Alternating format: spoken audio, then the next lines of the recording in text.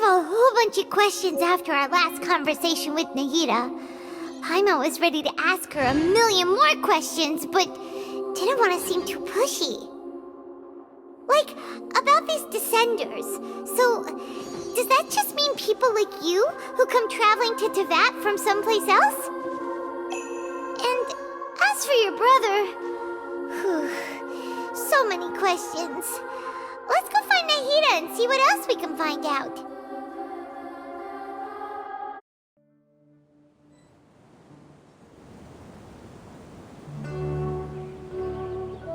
Come on, serious suggestions, please. I'm not trying to write a thriller here. It's supposed to be an essay, you understand? An essay! That means facts and logic. Well, if it's facts and logic you're after, you shot yourself in the foot with your choice of research topic, didn't you? The Tatara Suna mystery. When so much remains unexplained, there's little to be objective about. Unless, of course, you restrict yourself to textual criticism. Yeah, well, this is my teacher's area of research. I can't change that. But it's fascinating enough without having to sensationalize it, don't you think? The strange location, the missing details, a mysterious person. I want to write my essay on something interesting, and I'm interested in getting to the bottom of all this. That's the only reason I came to you. Yes, you came to me, so all the more reason to take my advice. The fact is, it's the dramatization that will make people want to read it. There's no getting around that. Okay, but... Did one of them just mention Tatara Suna? But that's all the way in Inazuma!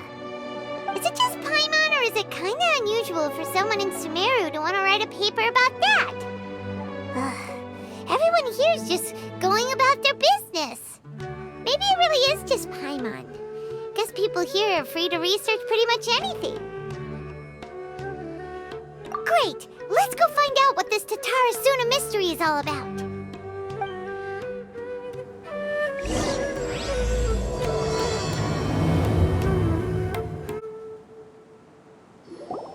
All right, I guess I'll go with my textual criticism and your editorial direction for the first draft.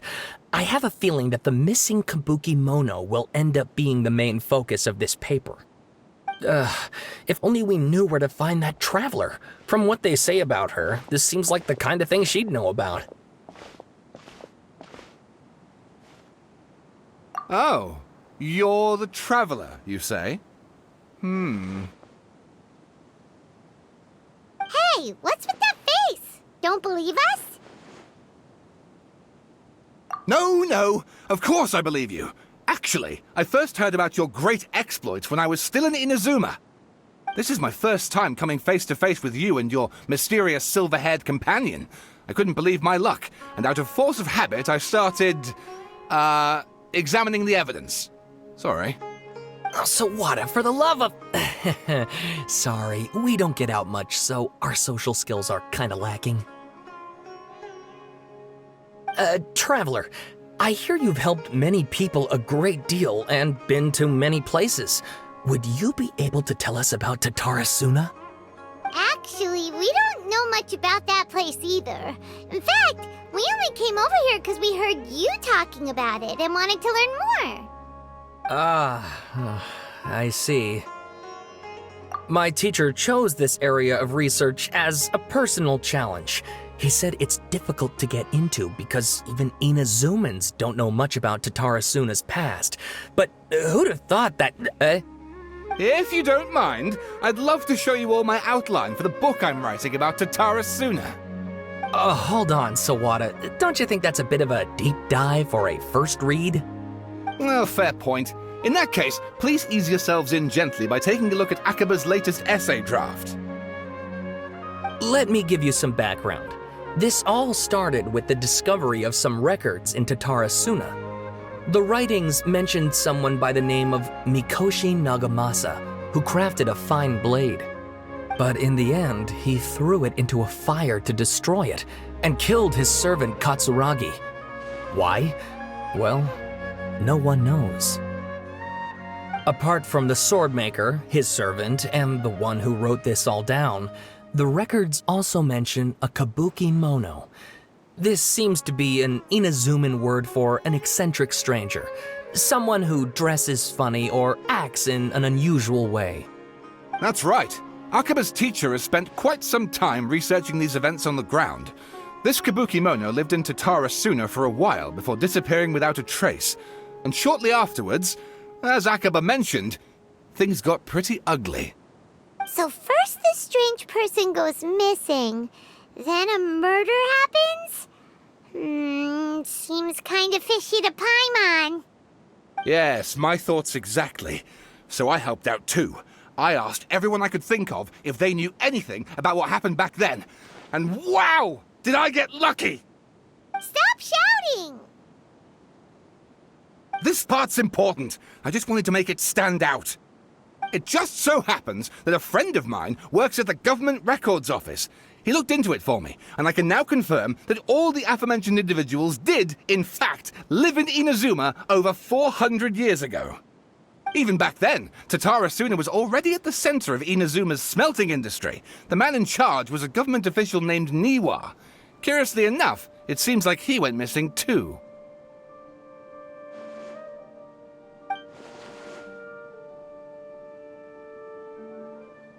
Wait, so there are 2 missing people in this story now? That's right! What's more, Niwa is a name with a lot of history to it. Have you ever heard of the great swordsmith clans of Inazuma? Oh, the swordsmiths? Yeah, like Ishin art and so on?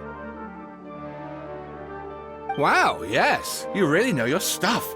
That makes things easier. So basically, this Niwa was a distant relative of the Kaidahara clan, the last practitioners of Ishin art. Something then seems to have happened in the Kaidahara clan, leading to their downfall. I don't know the details, but taken in light of everything else going on around that time, it makes you wonder whether it's all connected somehow. The Kaidahara clan? Sawada, you left out the biggest detail of all. Oh, yes, of course. How could I forget? Brace your minds, ladies and gents, for they are about to be blown. Or maybe you won't believe your ears. I wouldn't blame you, of course, because in all my years as a writer, this is by far the most. Get to the point, for Pete's sake. According to information acquired by Akaba's teacher, the Kabuki Mono was not a human, but a puppet. A puppet?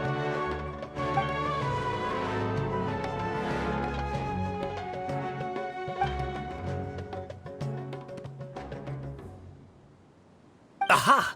Judging by the looks on your faces, you do know something after all.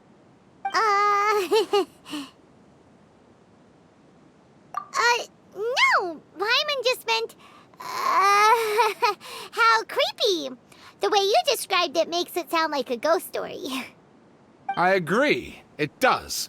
But considering that non-human races in Inazuma are by no means uncommon, spooky events are to be expected. And that's exactly what my book is about. Please, take a look.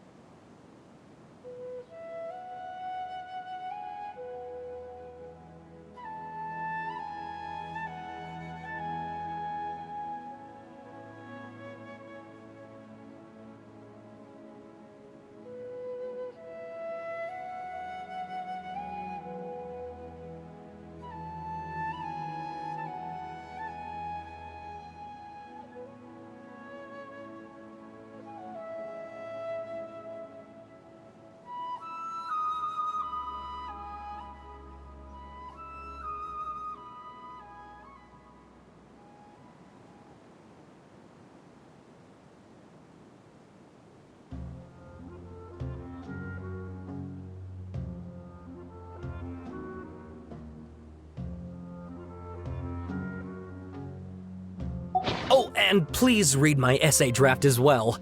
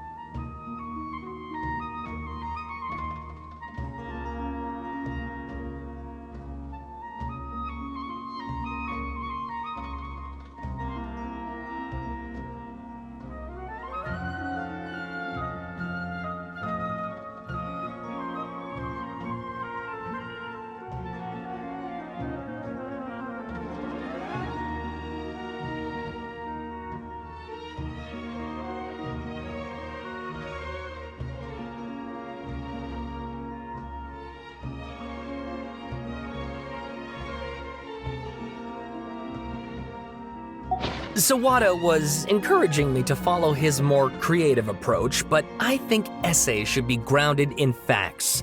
I don't think explaining everything away with mysterious forces will cut it. Oh, how about if I plug the holes in Sawada's narrative with political intrigue? Like, I could put a turf war between rival factions at the center of the whole series of events. Wait, you're allowed to just make stuff up? Pretty sure you've gone from essay to guessay there.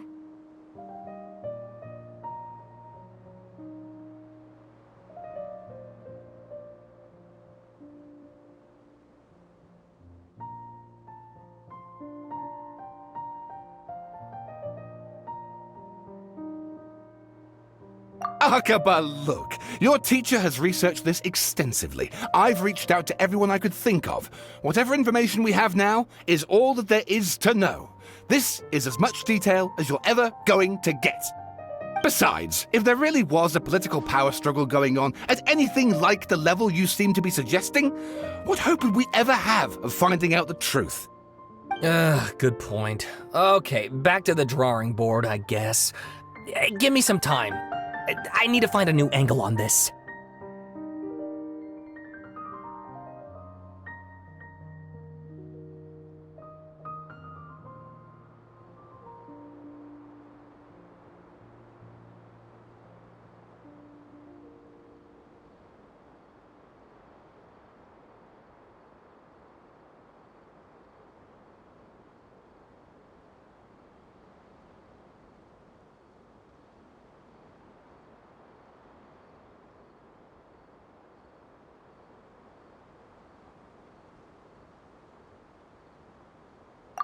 Some other stuff to do, so we'll have to say goodbye for now.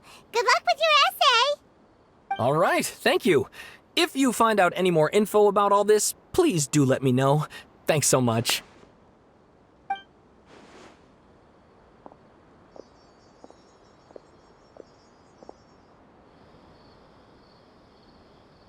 Hey, so that thing they were talking about, it has to do with the balladeer, doesn't it?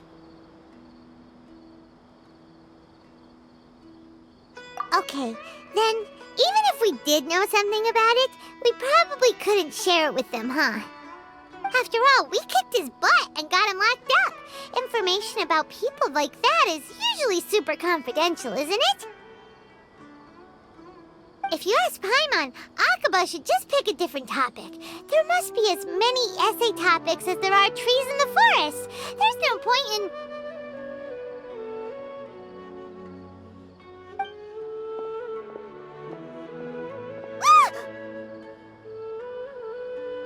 Hey, did you see that? He literally just went by, over there. It looked like... the balladeer! No, it can't have been. He got locked up. Oh, quick, let's catch up and see.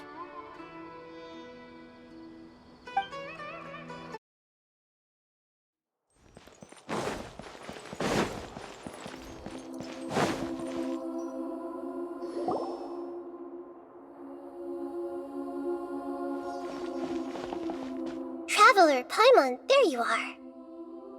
Nahida! Bad news. We just saw the balladeer strolling around in public. Did he escape or... Ah! It's him! Sure enough, you're here. Hey! What are you doing in the sanctuary of Surasthana? Aren't you supposed to be locked up? I know you must have a lot of questions. Please, allow me to explain. It was my idea to set the balladeer free. We made a deal, and he's gonna do some investigation in Irminsul for me. A deal? You sure you trust this guy? What did you expect? Why do you think Sumeru would keep me around otherwise? Or maybe killing me is all you can think about. But if that's the case, why haven't you done it already? Don't flatter yourself. It was... Nahida said there's still some mysteries in you to figure out. Ah, so if it were up to you, you'd finish the job? Guess I had you all wrong. There I was thinking you were just getting cold feet. Well, that escalated quickly. Not a good start. Could I ask you all to please calm down? But Paimon's worried about you, Nahida. Don't let him trick you. It's not every day you see people questioning the God of Wisdom's judgment. Just when you think you've seen it all. Don't you dare try to drive a wedge between us! As long as the terms are reasonable, I don't think there's a problem in making a deal. Even with the balladeer. Well, I for one have no reason to doubt you, considering you even struck a deal with the doctor. Yes, one in which I gained valuable information. You'll come to understand more about that in the fullness of time. The balladeer's power was all but completely spent after your battle. He's no longer strong enough to be a strategic threat to us. That puts him in quite a precarious position. Plus, he's a former harbinger with knowledge of many of the Fatui's sensitive secrets.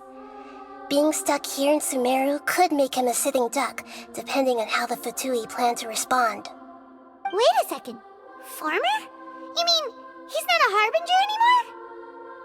I take no pleasure in saying this, but it seems as if the doctor had no intention of welcoming back a loser, so... Sometimes it's you using them, other times it's them using you. Most human relationships are this way. Certainly all the stable ones are. That's how it was between me and the Fatui, and also between each of the harbingers. So as long as you have some value to offer, nobody will ever abandon you. But after recent events, even I have to admit that I'm not worth quite what I used to be.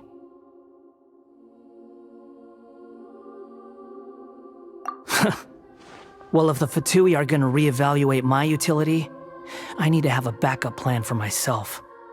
As we discussed, I don't like causing harm to living beings, and you said you need protection. So, why not join forces with us?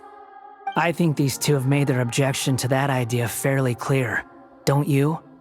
And they're your friends, so I guess you'll be siding with them. Yeah, obviously! Nahida, don't listen to him! Then let's put that discussion to the side for now. We still have time. Today can be a trial run. Where we go from here will depend on how well we manage to cooperate today. All right, then I'll do what we agreed. Good. Go now, and keep in touch. Nahida, are you serious about this? Yes. I have my reasons for this decision. In fact, I'm largely doing it for your benefit. Yes. As I told you once before, there's information about your twin in Irminsul. Oh, yeah. Actually, that's the whole reason we came to see you today. So, you have an update on that? Mm-hmm. You may remember me mentioning that the Fatui had not included your twin's details in the Descender category.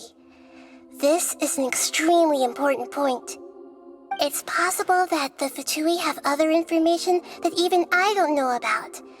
And since the balladeer used to be one of them, he'll be better acquainted with this information than I am.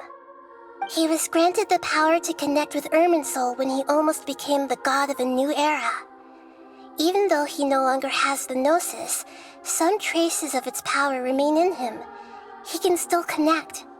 The amount of information in Irminsul is vast beyond description. Sifting through all of it without knowing what to look for would take too long, even for me. So I asked the balladeer to search in Irminsul for any information about the Descenders. He's more familiar with this kind of information, and should be able to find it more quickly. Exactly! Or what if... Paimon just doesn't trust him! He's treated us as enemies every time we've run into him! I understand.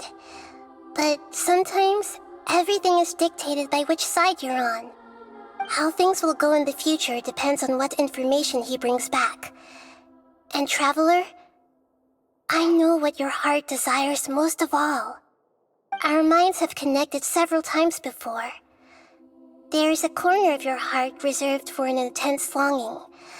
A feeling of being all alone in the dark, searching for the one candle whose light still burns. As Sumeru's deity, it is my responsibility to be on guard against the Balladeer. But as someone who counts you as a friend, I want to do something for you. If this deal with the Balladeer can give you the answers you've been longing to find, then it's worth it.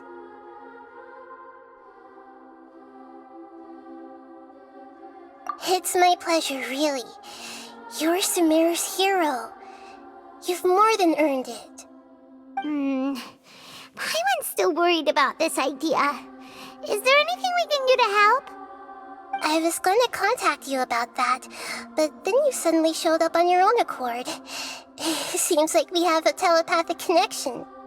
In fact, I was going to ask you to supervise the Balladeer on my behalf while he carries out the task I assigned. Even though he only has a fraction of his full power left, that's still a fraction of a former Harbinger. If you could accompany him, it would put my mind at ease. Of course, I'll be there to help guide you through Irminsul from the outside.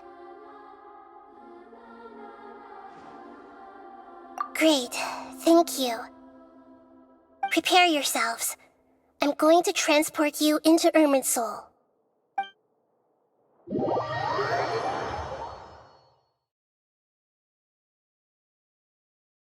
Wow, it looks pretty different here compared to last time. The colors are gentler. Guess that must be because Sumeru's at peace now.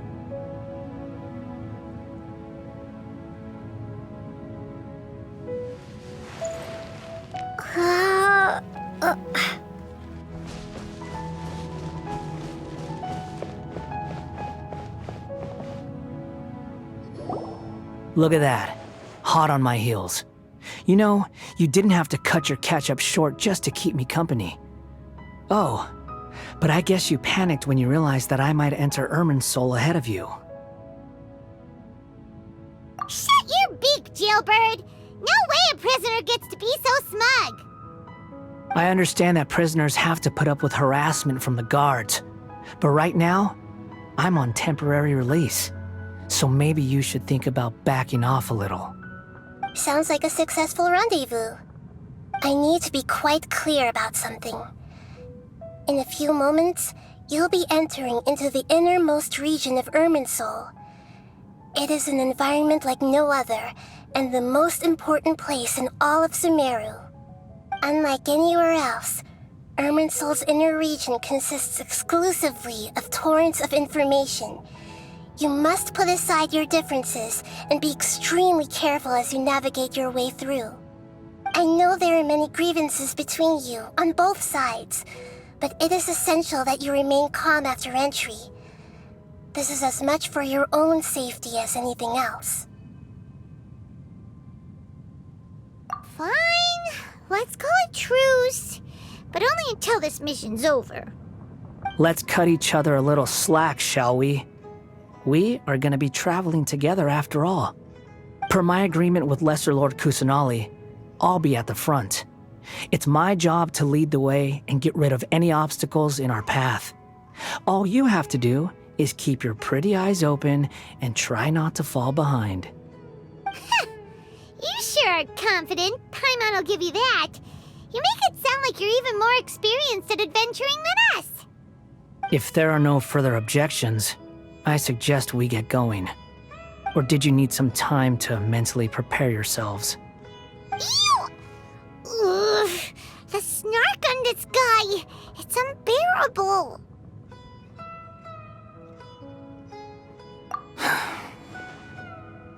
We can start now.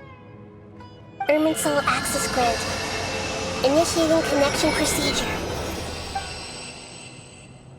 Is this a small sapling? Oh, darn it! Come on, let's catch up with him.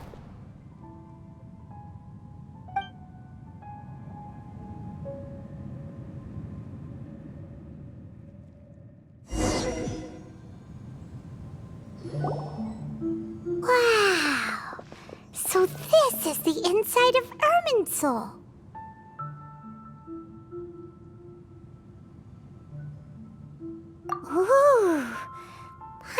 never seen anything like this. And it feels like a sacred place. Irminsul is closely intertwined with the entirety of Tevat. Every bit of information flowing here means something. Pick your jaws up off the floor. It's time to go. Why is it that Paimon just wants to do the opposite of everything he says? Lesser Lord Kusanali, we will now proceed to the heart of Irminsul. Can you still sense where the heart of Irminsul is? Yes. Permission to begin searching for information there? Permission granted. Go ahead. Let's go. Stay close. Don't go running off. Hey, so, say we did go running off in here. What would happen? What are you smirking at? I was just imagining the look on your travel companion's face if you went and got lost. Anything's possible in here. You can't rule anything out. So if you want to stay safe, your best option is to stick close to me.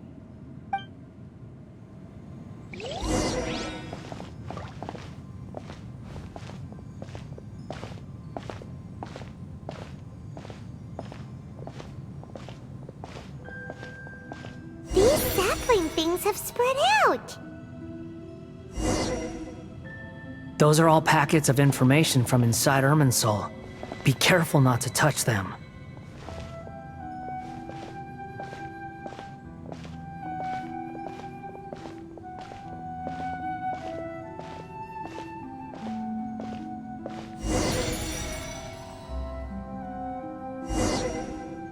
It looks the same in every direction.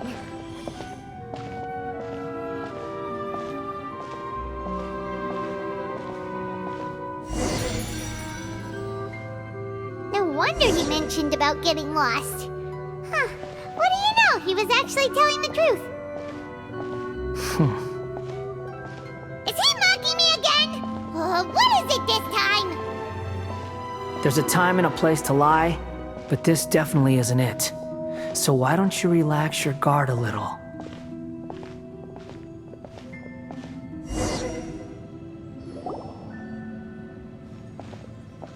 We're here. What a huge tree!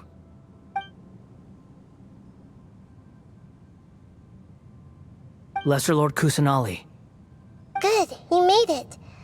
Are you ready? ready when you are. Then please begin. Preparing to access cognitive currents. Establishing waypoint. The Balladier's actually doing what Nahida tells him. Guess he must want to stay alive.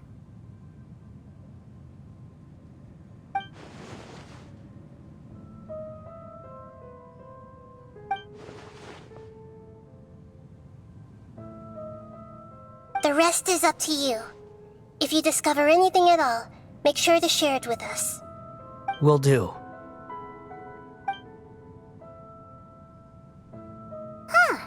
For once, we're the ones with nothing to do. Traveler, Paimon, would you like to talk?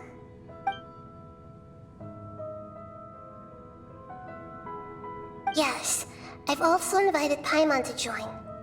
Huh? What the? We can talk to each other inside our heads?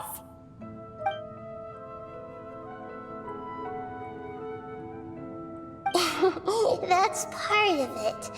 Plus, we're all friends. There's nothing wrong with us talking like this once in a while. Paimon's never tried this before. This is great! So, Paimon's been wanting to ask you something. Don't you think the Balladier's a bit of a walking contradiction? He's always talking back, but he seems to listen to what you say.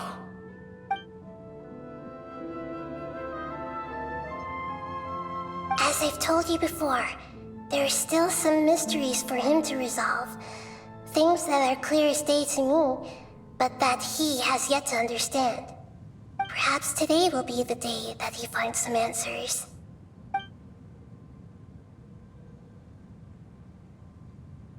Well done. Smart and attentive as always.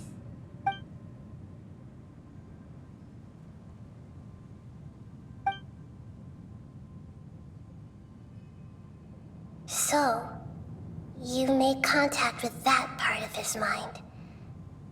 Well, it's true. Betrayal turned the Balladeer into the person he is today. Huh. Paimon thought nothing could get under that guy's skin. Turns out, he can get hurt and angry just like anyone else. Everyone has a history, Paimon. Even if you're a puppet created by the Electro Archon. Speaking of puppets, we ran into two people at the Academia today talking about an essay. Turns out their topic was about the Tatara Suna incident. Nahida, do you know anything about that? If you mean the mysterious events, the Kabuki Mono and so on, yes. I know about all of that. Really? Because from what they were saying, it sounded like lots of Tatara Suna's history is still unexplained. And most of the information we have now is just from people filling the gaps with their imagination. At least that's what they thought. Oh? How interesting. Those two managed to deduce quite a lot through guesswork alone. So the Gesse got it right? Well, they guessed right about one thing. Tatara Suna was sabotaged. Must be a riveting conversation you three are having. Funny how all the good ones happen when I'm not involved. What makes you think we're talking to each other? Don't insult me. You're having a private conversation without me. Obviously, I must be the topic of said conversation. Of course you do. You can't have your prisoner knowing too much. So, have you found anything yet? Still looking. Don't get your hopes up, though. You and your twin come from outside this world. It wouldn't surprise me if there was nothing on either of you in Irminsul at all. Wait! How did you know about that? Did Nahida tell you? It's not like we've never met before. And anyway, you're world famous. It'd be more surprising if I didn't know a few things about you. Right now, we have to keep the peace. I'm not interested in creating more misery for myself. And making cordial conversation is something I can manage. Huh? Wait. This light. It looks similar to those saplings. What could it be? Anonymous data. Hey, don't you forget the agreement! You have to share it with us! Shh. Just wait. Mr. Niwa, are you certain this is worth the risk? We are talking about Tatara Suna's furnace, after all. It may not pay to act rashly. There's no one else who can enter the furnace. It has to be me. Is that so? Well, since you insist. It's...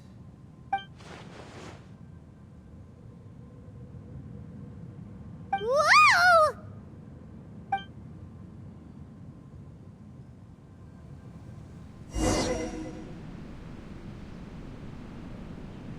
I have been in Tatara Suna for some time now. You have shown me great hospitality, as has Mikoshi Nagamasa, and indeed, everyone else. Under your leadership, Tatara Suna is a warm, welcoming place, like a giant village. People are gainfully employed, their lives have purpose, they are motivated. As I understand, the Raiden Shogun has, in recent years, eliminated much of the evil that plagued Inazuma. As for Tatara Suna, it was originally established as a means of safely disposing crystal marrow. The forging industry with crystal marrow as a raw material has since flourished, giving rise to generations of swordsmiths. Some world-renowned, others unknown, all passing on their legacy. Skills, blood, dreams. Every smith brought into this trade looks to find their purpose between steel and blade. That is why you accepted the proposal brought to you by myself and Akame. Yes, well, Were it not for you coming to Inazuma and happening to make Akame's acquaintance, the two of you never would have joined forces. And he would be the first to admit that there's no way he could have revolutionized our forging process like this on his own. At least not on the same timescale. You allowed Akame to take all the credit for a method that you jointly developed. He sold it to me, and now every piece of ore here is smelted using the new technique. Even now, you remain one of Tatara Suna's key consultants, working right here alongside us. I believe it is you, sir, who are truly responsible for the changes in our manufacturing and forging methods. You flatter me. From the outset, I saw much that was commendable in the forging industry of Inazuma, and it has been my great honor to befriend you all. So you say, Escher. But is this really the truth? My good sir, what do you mean? I tried to resist thinking it was all connected, because I didn't want to speculate, and I didn't want to believe that things could turn out this way. What have we gained from adopting your new technology? Ominous black smoke? Mounting production problems? Worker fatigue and casualties are up and continuing to rise at an alarming rate. And recently, as you well know, someone died because of that strange filth inside the furnace. We've kept the truth from spreading outside, but still, I suspect you understand it better than I do. None of the people who went out to get help have come back. Now, our mutual friend, the Kabuki Mono, is taking the Golden Feather to Narukami Island to seek an audience with Shogun.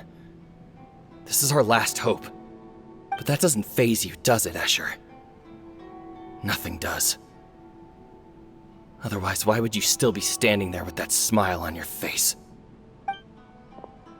I'm just surprised that you finally chose to be so sincere. I'm sure you've been harboring these suspicions for quite some time. Mikoshi Nagamasa may have noticed that there was one common denominator among all these events. Namely you, Escher. But Mr. Mikoshi is more cautious than I. He does things by the book. After all, Nagamasa is the adopted son of Mikoshi Torichio, the yokai struck down by the Shogun's own hand. If he truly seeks to redeem his family's honor, an abundance of caution is well advised. You're well informed on the subtleties of his situation for a mechanic all the way from Fontaine. Are you sure you're not a little overqualified? Why, Mr. Niwa, are you suggesting I find a job as a diplomat? Sadly, I am so very attached to my craft. Enough, Escher. I'm here because an evil force is raging inside the furnace. And someone needs to take your new device inside the high-risk zone so we can absorb it and put an end to the problem. I'm in charge here. And I'm about to take some responsibility and head inside. Probably to my death. But what about you? What are you still doing here? Judging from the look in your eyes, you don't seem to trust me. Drop the act! We're past that now. Whoever you are, it looks like your plan to destroy Tatara Suna has worked. I just want to know what you're still doing here. What's left? Don't you have all your answers by now? Honestly, I'm just waiting for the right moment. A moment like this, where you finish talking and I stop you from entering the furnace. You...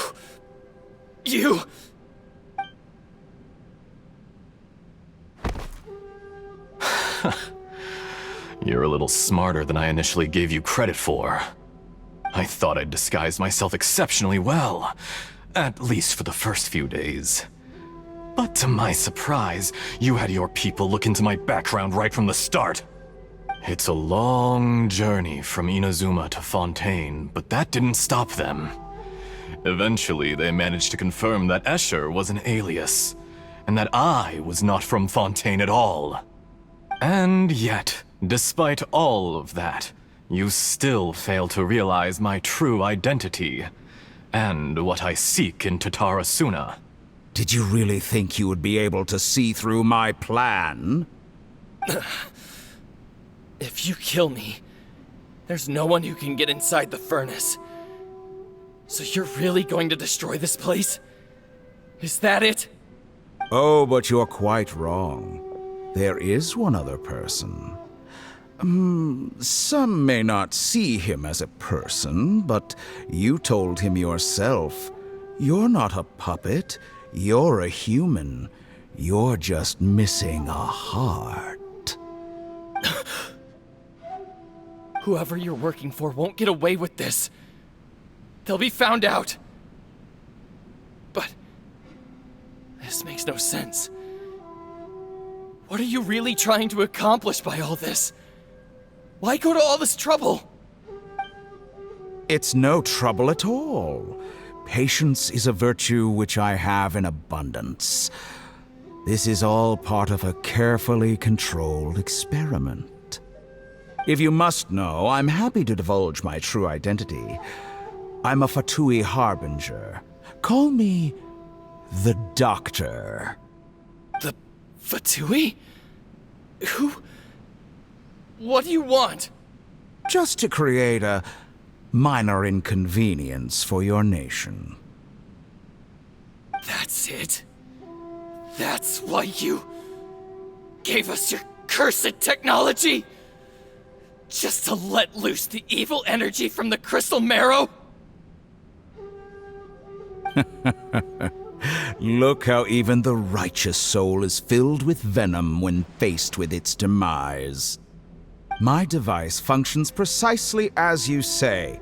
It is the only chance you have of preventing a catastrophe and keeping the truth from the outside world.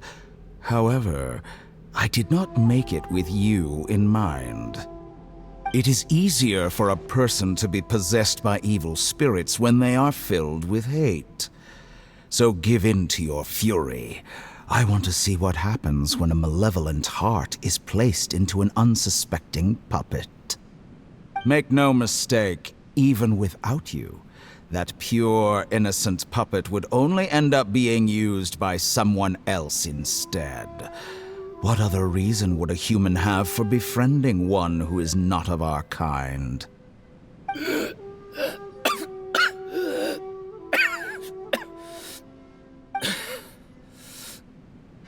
If you give him my heart, tell him that both Nagamasa and I see him as one of us.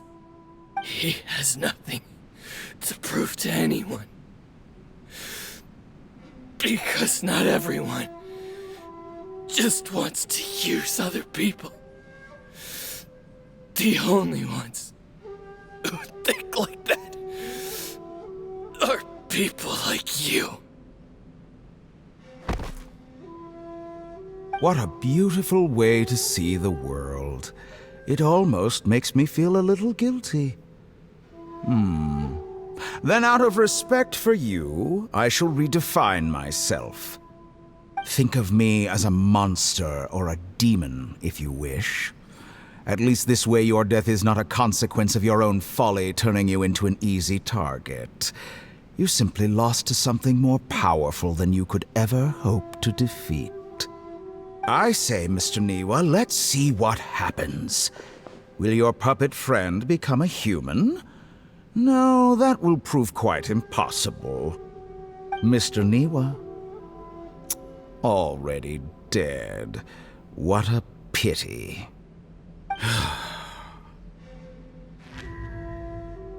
Jester, I have completed the task you gave me. Creating a gap and infiltrating Inazuma's inner workings. What fun it was. I'd like to introduce a puppet to you. If he proves useful, let's make him our newest comrade. And if not, let's turn him to dust.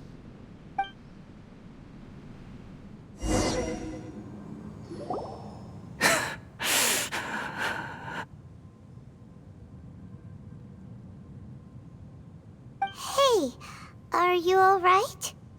Dottore?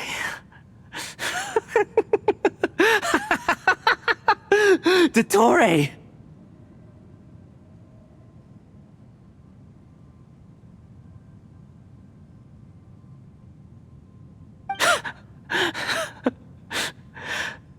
Good. Good. Was that the doctor?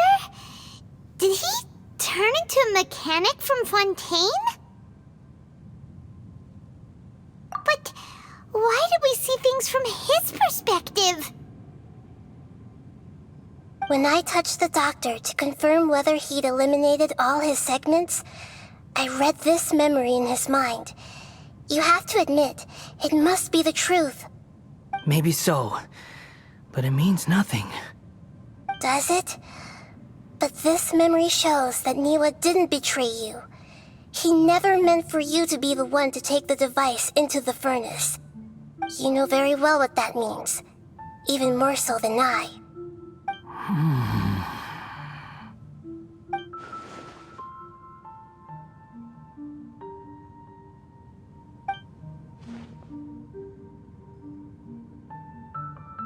Let's give him some space.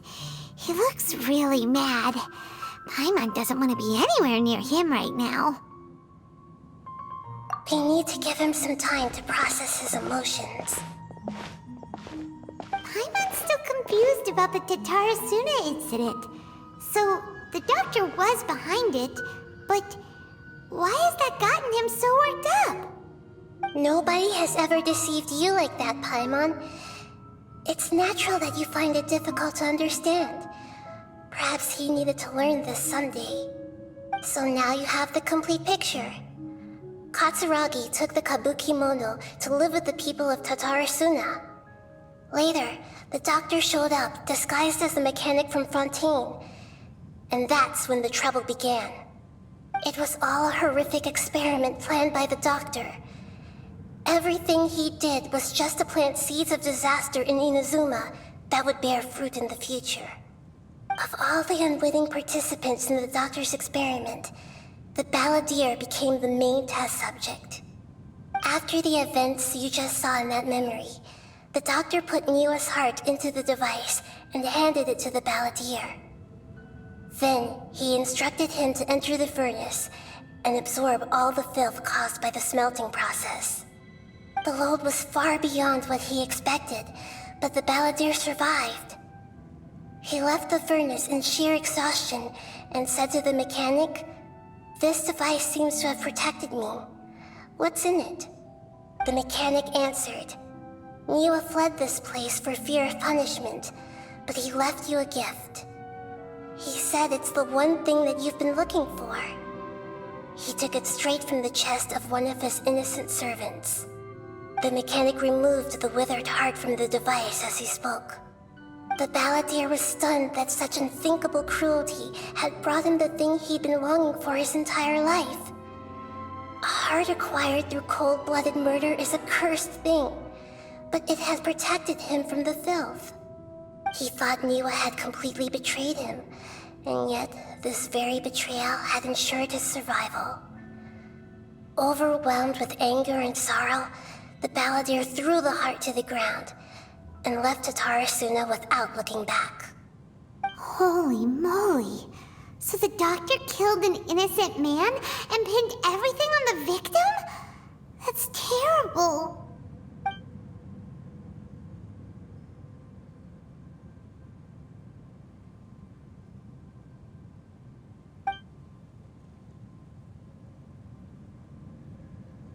Yes. Only if he understands this can he choose a new path forward.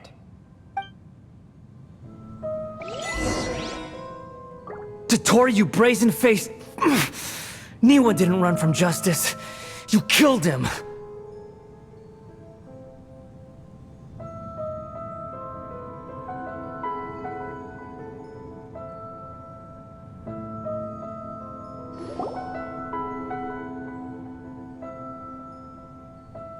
Shall we see how he's doing?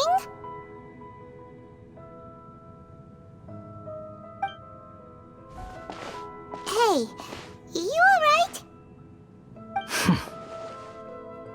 That's a scary expression. Are you worried about me? If we didn't have such a history, I'd almost think that qualifies me to be your friend. It won't. I'll keep my end of the deal. Hey, aren't you investigating the stuff we want to know about? That's why we're here. But unfortunately, there's no information about the Descenders in Irminsul. Even if you can't find anything, that seems to confirm it. Irminsul does not keep records on the Descenders. Anyone who comes from beyond this world is not counted as part of Teyvat. Oh, does that mean we have to leave empty-handed?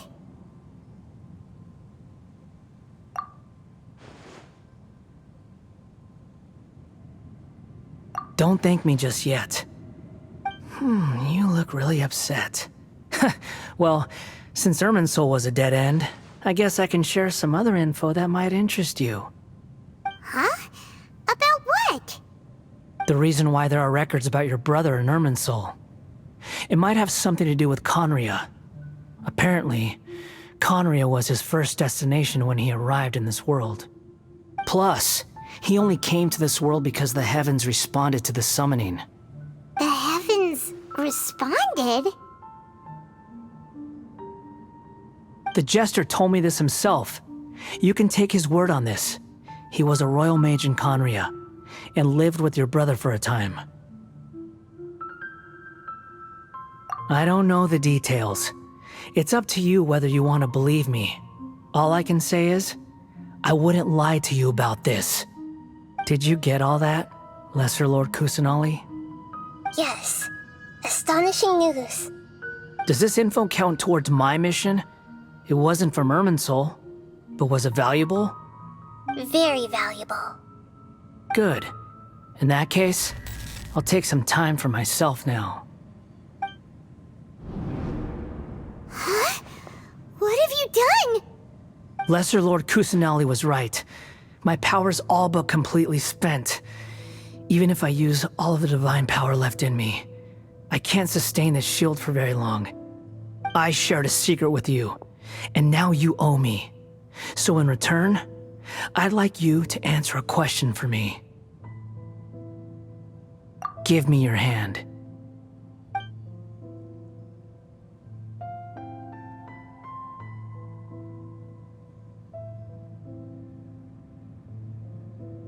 Can you hear my voice inside your head?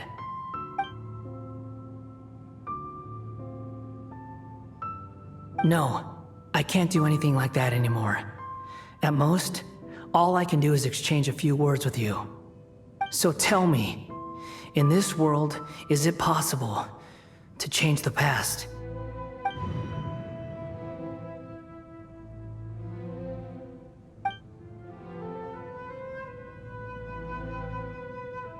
Done. Huh? What the?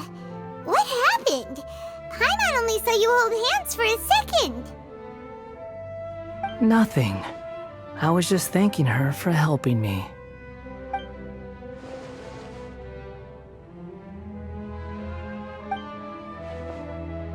So long. I suggest you get yourselves out of here quickly. Where are you going? Hey, wait up! Didn't you say not to go running off? Fast reaction time. But I don't think we'll be seeing each other again. From this day forth, the names Balladeer and Kabukimono will cease to exist. Those who died in Tatarasuna because of me deserve another chance at life. Hey, Balladeer! Don't do anything stupid! You know, I never did like insects. Hordes of the puny things swarming together can be a real nuisance. And I enjoy nothing more than to stamp them out like the pests they are. But if a colony of harmless ants isn't threatening anyone, I guess they deserve to be left alone. Luckily, everything can be set right. It's time to solve this once and for all. Balladeer! Balladeer! Uh-oh, he disappeared. Come on, we gotta find him somehow.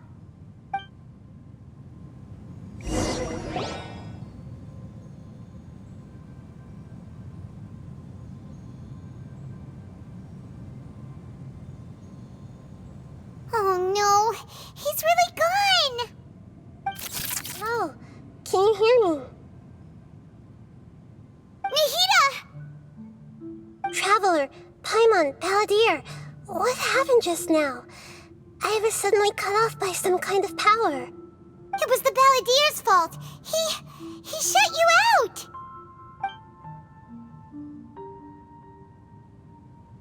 I didn't think he'd be capable of something like that with so little power left. Did he keep some of his power hidden when he was defeated? Or did he achieve something beyond his abilities, and it took everything he had? Where the heck did he go?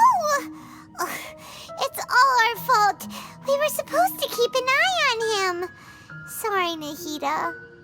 Don't be. It's not your fault. Please, let me handle this from here, even though I'm not sure I can solve it. We're running out of time. Follow my lead and get out of Irminsul as soon as possible.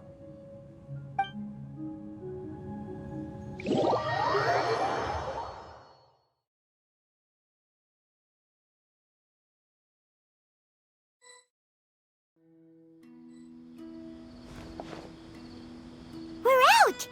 And we're at, an inn or something? This is an emergency. I'll have to ask you to stay here for now. Everything's arranged, and nobody will disturb you. I'm sorry, but this isn't something I need your help with. Leave this one to me. An emergency? How bad is it? Nahida, will you be okay? Don't worry. If my assessment is correct, though there may be some minor disturbances, it won't lead to a disaster. Please rest and recover your strength here until I say it's safe. Her voice has gone. Paimon can't shake the feeling that something really big has happened. What do you think the Balladeer meant?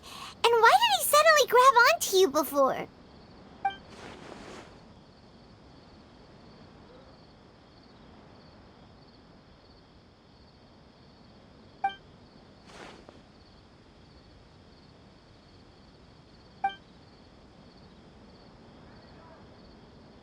He wants to change the past? But surely that's impossible! Right! You can't just rewrite history! All that stuff happened already in real life! It's like, imagine Paimon drank all the water in this inn. Even if no one was there to see it, Paimon would sure as heck remember drinking it. So, why does Paimon still have a bad feeling about this? Paimon can't help but feel scared about what he might do. Oh, Paimon's so confused. Huh? Ah! Sorry, Paimon accidentally... It's the Balladeer's fault for causing Paimon all this mental stress. But erasing yourself from history? It's unthinkable. Is that really possible in Irminsul?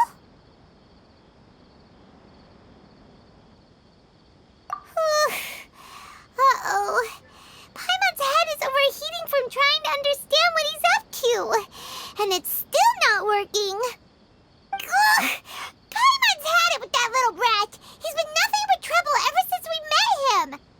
There's no way he'll actually succeed, right? Otherwise, won't everyone who's connected to him be affected too?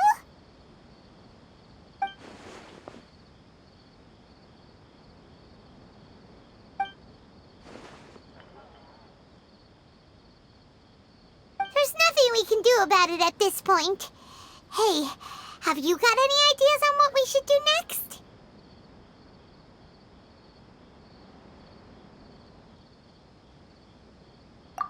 like now there's nothing left for us to do but to go to sleep. But Paimon's still so worried. Paimon won't be able to sleep a wink tonight. So, how about, we list all our favorite foods to take our mind off things? Heck, if that doesn't work, Paimon's probably gonna collapse of anxiety here. Alright, Paimon will start. First dish. Munstack grilled fish. Oh, and chicken mushroom skewers. Tea break pancakes, cream stew, sauteed matsutake, and Dragon chili chicken, almond tofu, satisfying salad. Also, Adeptus Temptation, golden shrimp balls, triple layered consomme, lotus seed and bird egg soup, and...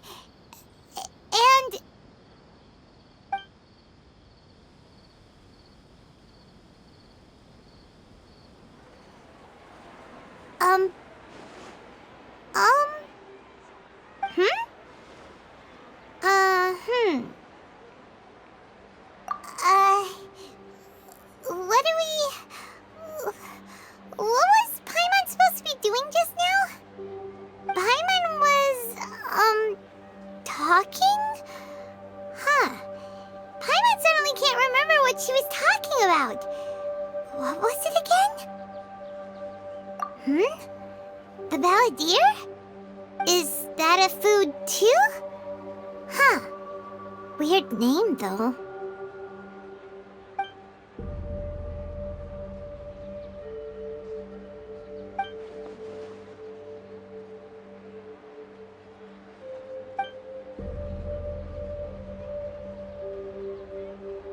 What's wrong? Your eyes are like saucers. Was it something Paimon said?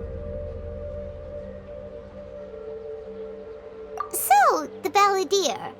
Is that someone's name? 'Cause it sounds like a nickname or something.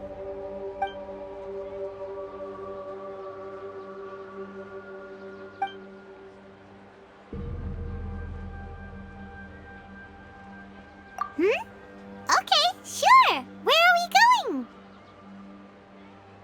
Huh?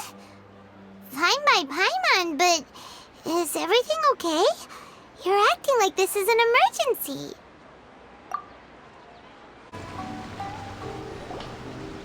We've made it to Amanoma Smithy. Ah, it's been a while.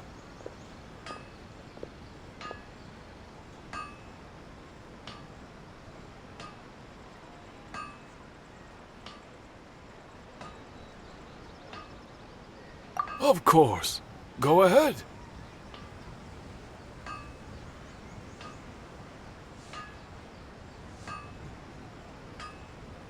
Oh. Now there's a question I wasn't expecting. Very well. I'll tell you what I know once more. The once renowned Raiden Gokuden, comprised of 5 branches. Amenoma, Futsu, Ishin, Hyakume, and Senju. The art of forging practiced by these 5 clans was first taught to them personally by the almighty Shogun. Over time, the 5 branches diverged from one another as generations of bladesmiths honed and perfected their craft until they became 5 distinct traditions. Most of the great swordsmith clans of old have since fallen into decline, and for a long time, only the Amenoma branch kept its art alive. But fortunately, Kaede Harakazuha recently returned to Inazuma and took up the mantle of the Ishin art. Now, 2 clans remain of the original Gokuden 5. If my memory serves me right, you yourself were present when he forged the Ishin blade. Oh, yeah, we were! Paimon remembers that now. We learned a bit about the decline of the Raiden Gokuden then, too. It seems like such a shame.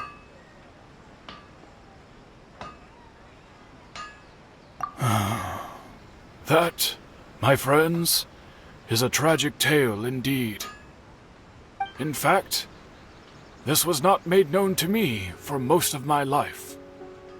All these years, I knew of those great clans' demise, but never the cause. Only recently, when the question was on my mind, did I ask Kaedehara Kazuha about this. He told me that, as we are both heirs to a branch of the Raiden Gokunin, it was right that I should know the truth. There is no harm in telling you, but I must warn you. It is a dark and sorrowful tale. The Raiden Gokunin were the targets of a murderous rampage by a vengeful bladesmith. Vengeful? Why? 400 years ago, so I'm told, there was a catastrophic malfunction in Tatarasuna's furnace.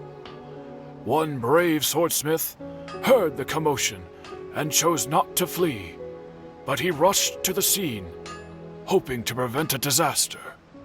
Tatarasuna was home to a state-of-the-art forging and smelting operation in that day, and overseeing it was the armory officer. His surname was Niwa, though he had family ties to the Kaedehara clan. Knowing that they had just one chance to save countless lives, Mr. Niwa and the swordsmith leaped together into the furnace. The furnace quickly stabilized, but neither of them made it out. The smith's death, though heroic, dealt a devastating blow to his family's fortunes. His orphaned son was left to fend for himself, and grew up deeply resentful at the world. In his heart, the whole of Inazuma was culpable in his tragedy. He hated the almighty shogun for her apparent indifference towards his father's death, and he hated everyone who had done nothing to try and save him. Powerless and destitute, the only legacy he had to pass on to his children was his hatred. Generation after generation bore this grudge, living in utter misery. Alas, if only the story could have ended there. But 100 years ago, the then head of this family reached the end of his wits. He could bear their fate no longer, and yet he could do nothing to change it. Finally, he made a drastic decision to take revenge on the Raiden Gokunin. In doing so, he sought to vent his pent-up anger and shake the very foundations of Inazuma's forging industry. In his fury, he murdered indiscriminately, killing even bladesmiths from the Hyakume clan which he belonged to. His goal was absolute, the devastation of all of the Raiden Gokunin. But when he came to the Kaedehara and Kamisato clans, his killing spree came to an abrupt end. He failed to catch them unawares. They fought back fiercely, and they did not spare his life. That is why the Kaedehara clan and their Ishin art survived that day. I suppose they were the lucky ones, under the dire circumstances.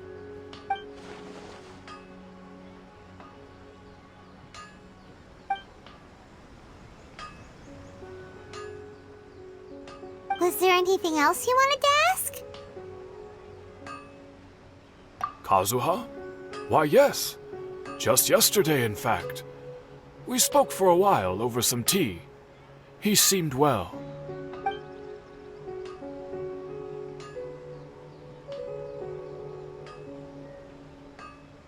My pleasure. Don't tell Paimon. There are other places you want to visit too, right? Your expression says it all. You can't hide anything from Paimon. On to the next stop. Lead the way, traveler. Paimon will be right behind you.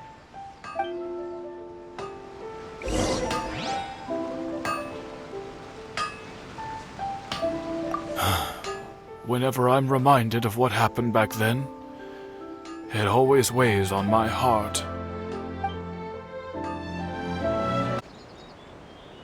We're here! This is the Yashiro Commission's headquarters, so... Traveler, it's been a while. If you're looking for the Commissioner and Miss Kamisato, I'm afraid your timing is unfortunate. They're not here right now. Are they out on business? The Commissioner is out on business, and Miss Kamisato is standing in for some meetings in the Commissioner's place. If it's urgent, you're welcome to wait inside until they get back. What do you think? Shall we go in?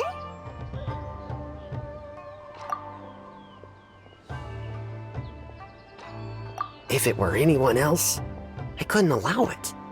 But seeing as you're so close with the Commissioner and Miss Kamisato, I think it should be okay. We'll be heading in then. Thanks!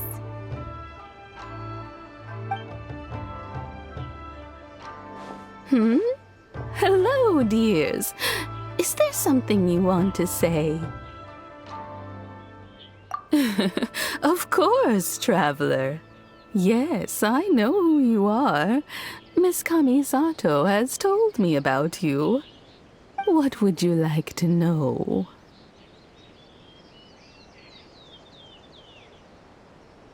Oh, they're both very well indeed.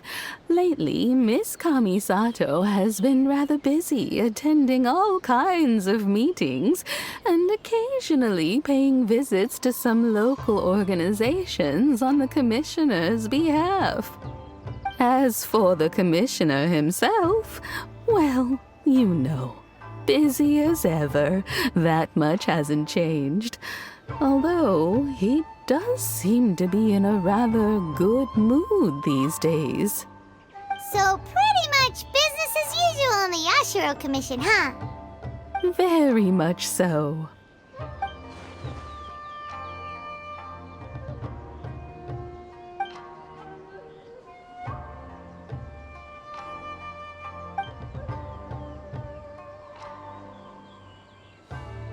Well, got any more questions?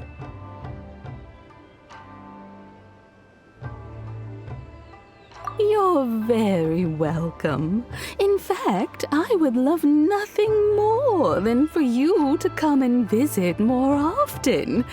But I'm sure you must be far too busy to have time for that. Miss Kamisato talks about you all the time. She seems so thrilled to have you as a friend, and she's always saying how talented you are and how much she admires you. I must say, many things in Inazuma seem to have taken a turn for the better since you arrived here. So you're not just Miss Kamisato's knight in shining armor, you know. You're a hero to us all.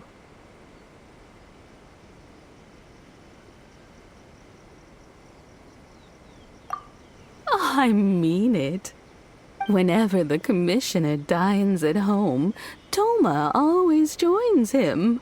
I always find myself at my most relaxed when I'm serving the two of them and listening to them chat away.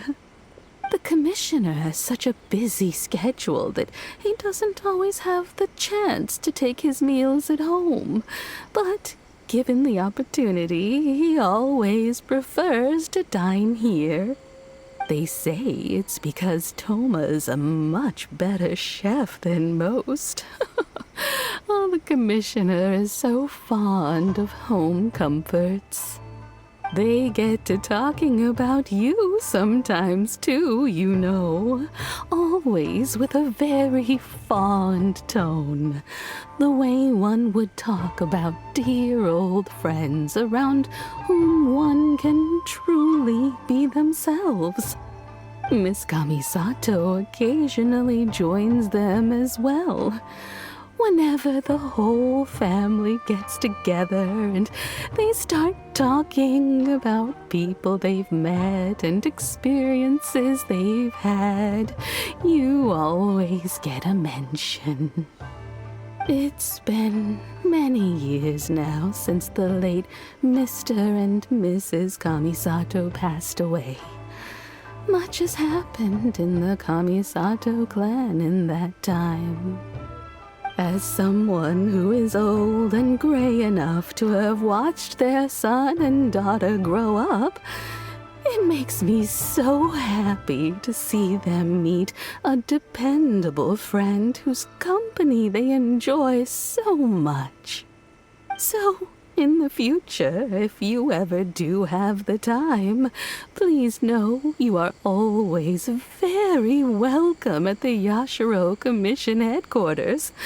There will always be at least one old lady who would be delighted to have the pleasure of your company.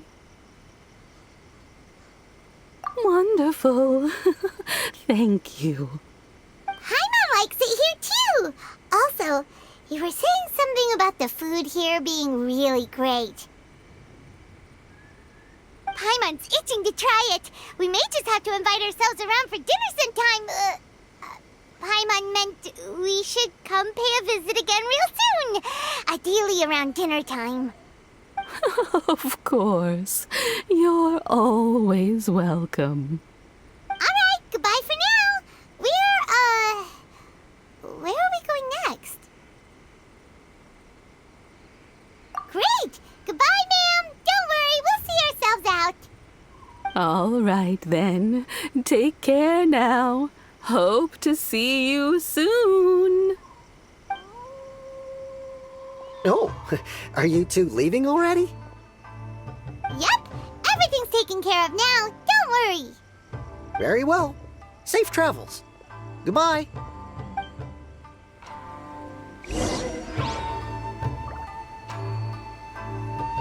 Safe travels. Goodbye.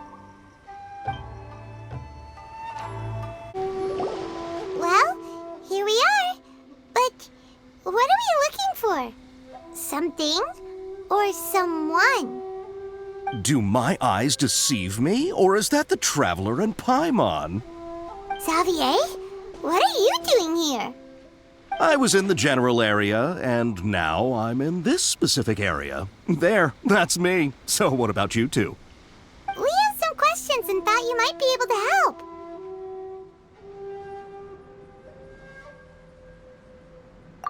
Certainly do. I've researched the furnace here in some depth.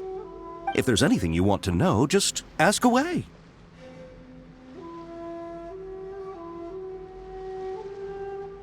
Like the back of my hand? Make no mistake, I have been here a good many times before. Not only that, but I've met people in Inazuma whose families used to live in Tatarasuna years ago. They said it's all true, the history here. Oh, well, it's a long story, don't you know? The tale of Tatarasuna starts a long time ago. I'm told that its history is one of the most foremost forging and smelting operations in the nation, goes back around 1,000 years. Still, the furnace has had a couple of serious maintenance issues along the way. A couple? When exactly? One was just in the last few years, the other was several hundred years ago. A fun fact, I'm not the first Fontaine tech guy to come and work on it either. There was a guy back then too. They say he was a mechanic who consulted on a technology upgrade. It seems like the technological collaboration between our two nations goes back a long way. How about that?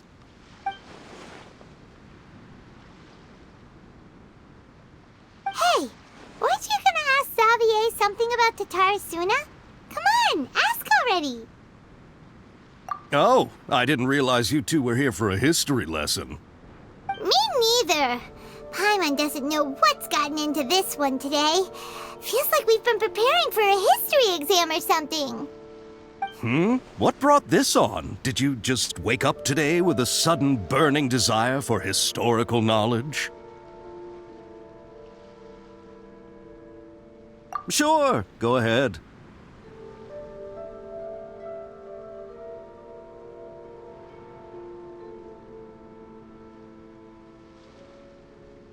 A kabuki mono? No, I can't say that I have. I do know the word, Inazuman for those eccentric types who always go around dressed to the nines. Just the sort of person that I'd like to meet, actually. But sadly, I've never had the pleasure, nor have I come across anything to do with a kabuki mono where Tatara Suna is concerned.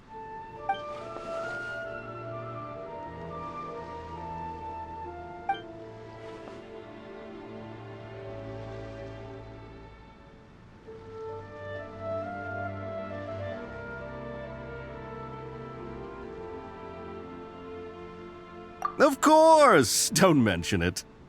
Oh, we're leaving? Okay, bye, Xavier. Oh, you're most welcome. More than happy to help. Farewell. Looks like you got all the information you're looking for.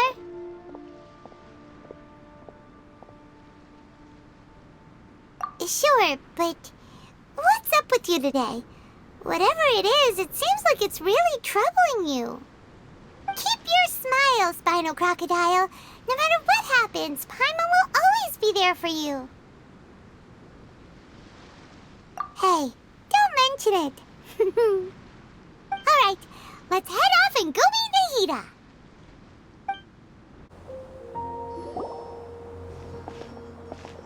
Hey, it's them!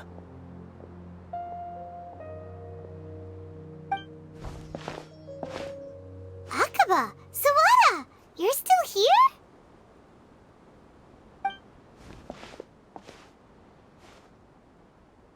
Indeed we are. If you have a moment, we'd love for you to join us once more.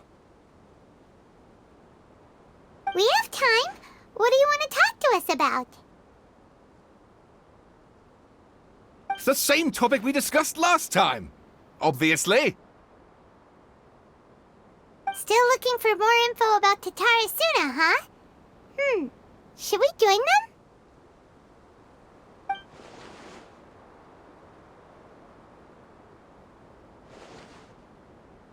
Unfortunately, we haven't made any real progress.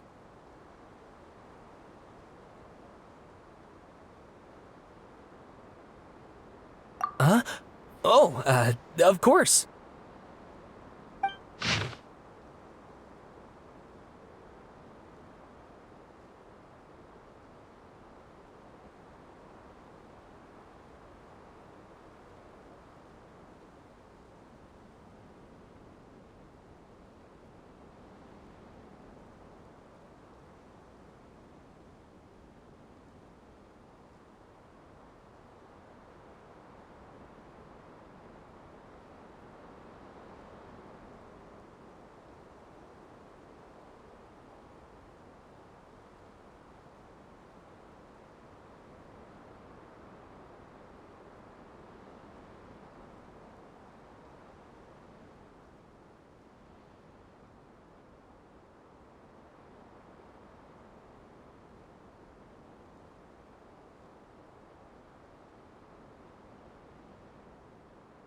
I presume you'll want to read mine as well.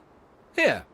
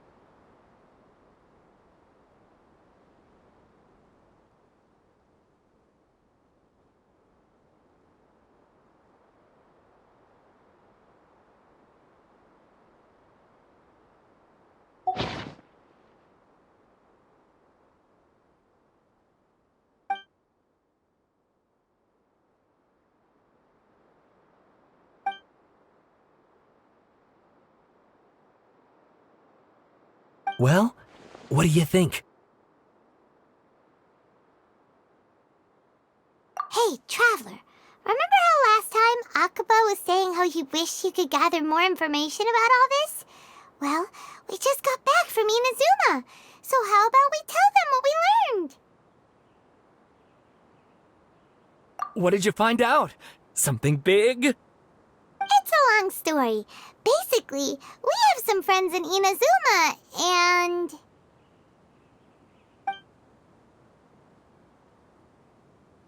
Wow, so many new details. Thank you so much for sharing that with us. Well, well, so it all comes down to one man's desire for revenge. Huh. You heard this from a member of the Aminoma clan, you say? Then I guess it must be true. Ugh. So there's no ghost story here after all. This new information actually lends further credence to my hypothesis. Evidently, swordsmiths were seen as having an incredibly prestigious role in society those days, to the extent that harming them was conceived of, at least by the perpetrator, as a way of exacting revenge against those in power. Yes, okay, point taken, you were right. But that doesn't mean I can't carry on with my novel. And they're back at it. These guys are really into this. Oh, so sorry. Look at us, prattling on about our projects and ignoring you. Thank you so much for the information. You're welcome. See ya. Keep us in the loop if you find out anything else. Will do.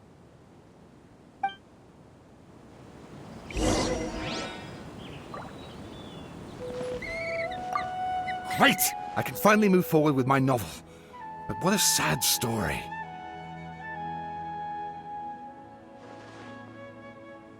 I don't know what I was expecting, but I never would have guessed this.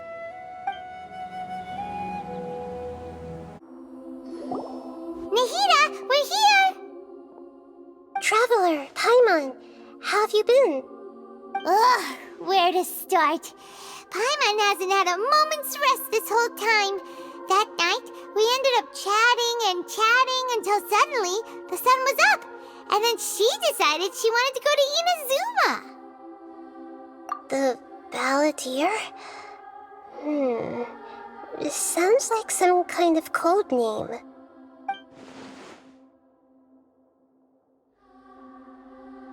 You look troubled. Is there something you need to tell me?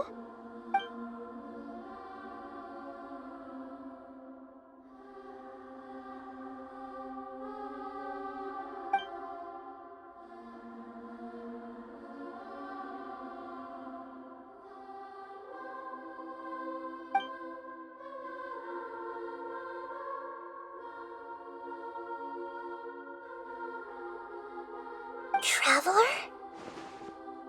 Hey, what's wrong? You look so upset.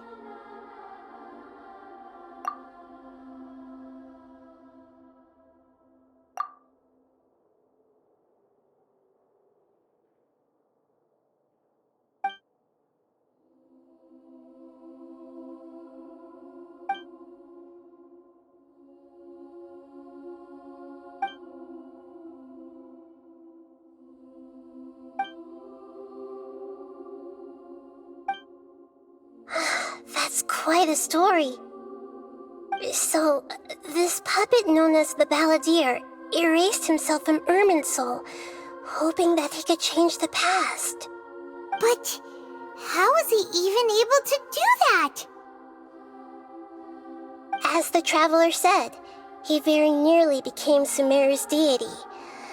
Admittedly, I remember it a little differently. I don't recall finding anyone inside the machine after we defeated it. Nevertheless, it does make sense. If someone were to successfully erase themselves from Irminsul, the world would change to reflect the new reality.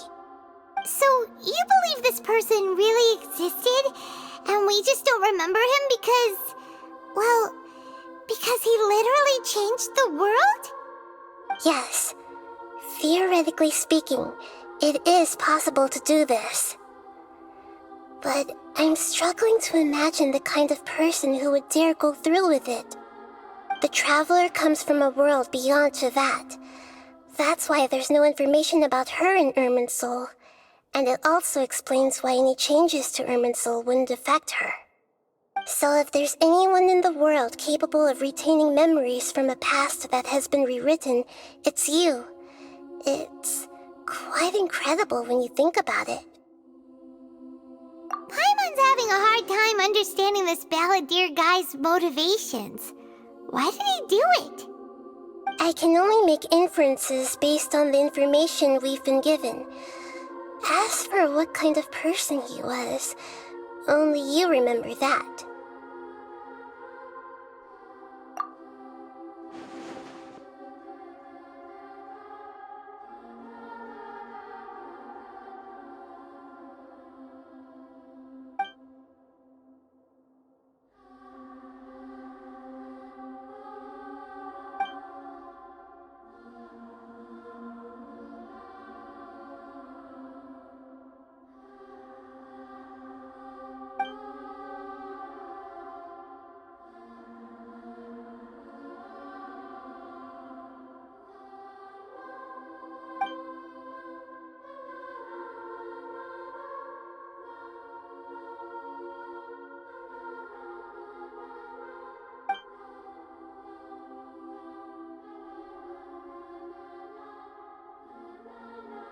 Something else worrying you? Something that you can't share?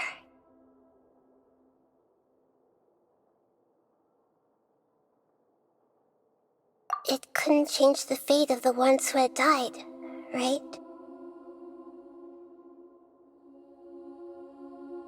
Once the balladeer realized he hadn't been betrayed after all, it must have completely changed his view of the people of Tatarasuna. Now he saw them as friends again. He couldn't keep hating humans after that. And if he thought there was a chance he could save his old friends, it would be hard not to try. The story makes sense, every part of it. The balladeer tried to achieve godhood with the doctor's help. He was unsuccessful, but retained the power to connect with Irminsul. That power then enabled him to change what was recorded in Irminsul and erase himself, even though he didn't have much strength left. Yeah, it does make sense, but it still ended in tragedy for his friends. It just feels so hopeless. He gave everything to do this, but it seems like he got nothing in return.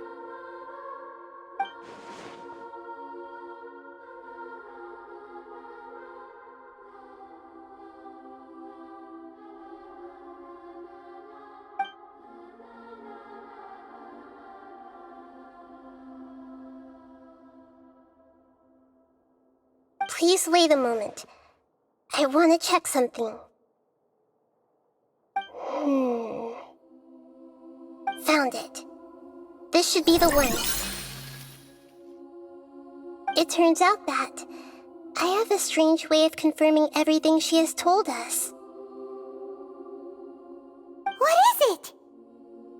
A record from a personal collection. It was tucked away in a corner. You should take a look.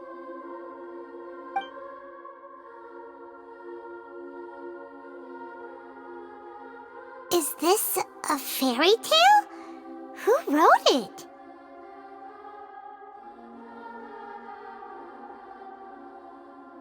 I authored this record myself. Huh? You wrote a fairy tale that somehow has something to do with the balladeer? When combined with the traveler's narrative, it's clear that this story is an allegory. Everything in it is a symbol for something else. Hold on. So this record survived from the past? Yes. Any information about the balladeer or the kabuki mono in other records will have been changed. But I wrote this story in a way that means it was left intact. Changing the information in Irminsul changes to that. But Irminsul can't change information that was well hidden in advance. I guess I must have written this story as a backup before the balladeer entered Irminsul. That's incredible! What a great idea! And sending the traveler into Irminsul with the balladeer must have been a further precaution. I knew she'd remember everything. This story is abstract enough that it still resonates with the present information recorded in Irminsul. But if we connect all the different pieces together, the true story that emerges is the one she told us, the now erased life of the balladeer.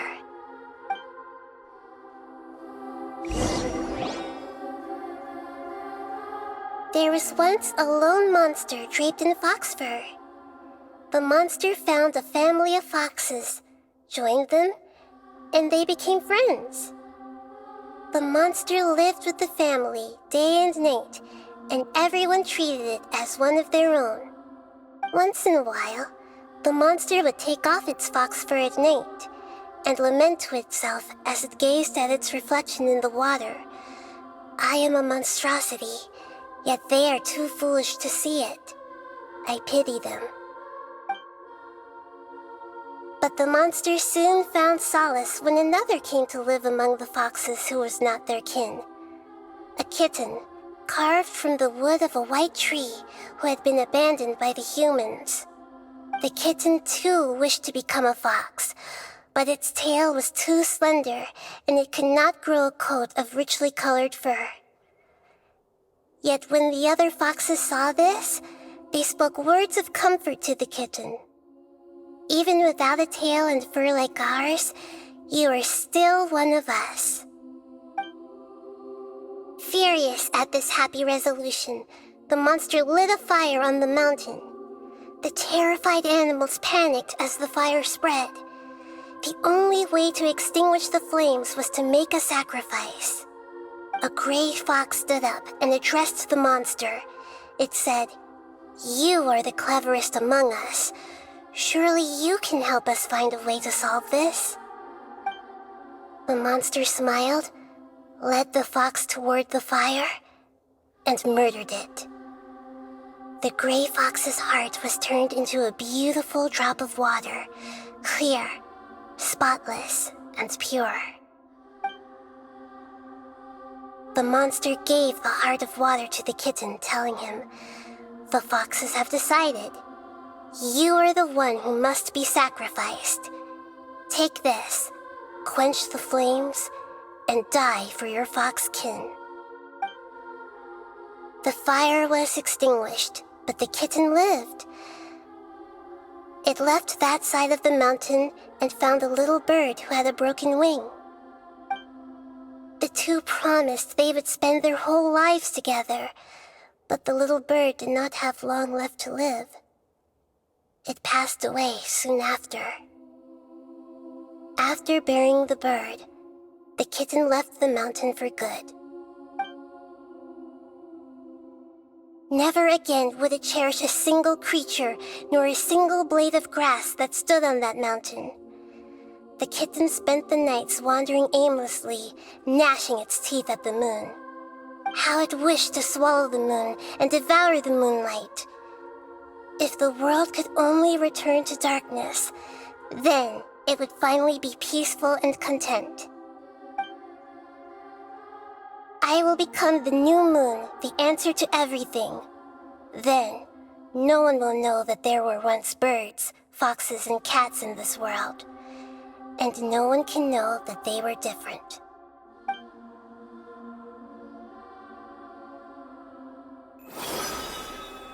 We solved it!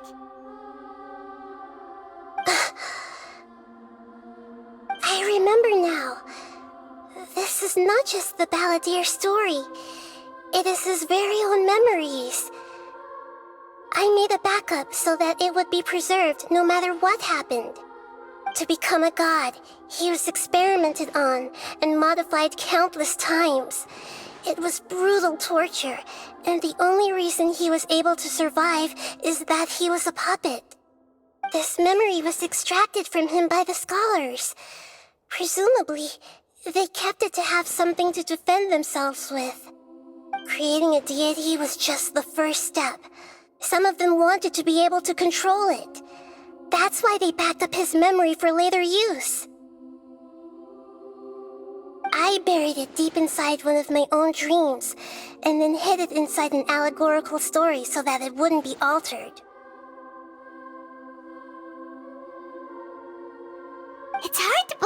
this person really existed, let alone that he tried to get rid of us on more than one occasion. Paimon has no memory of him at all. He completely vanished like a puff of smoke.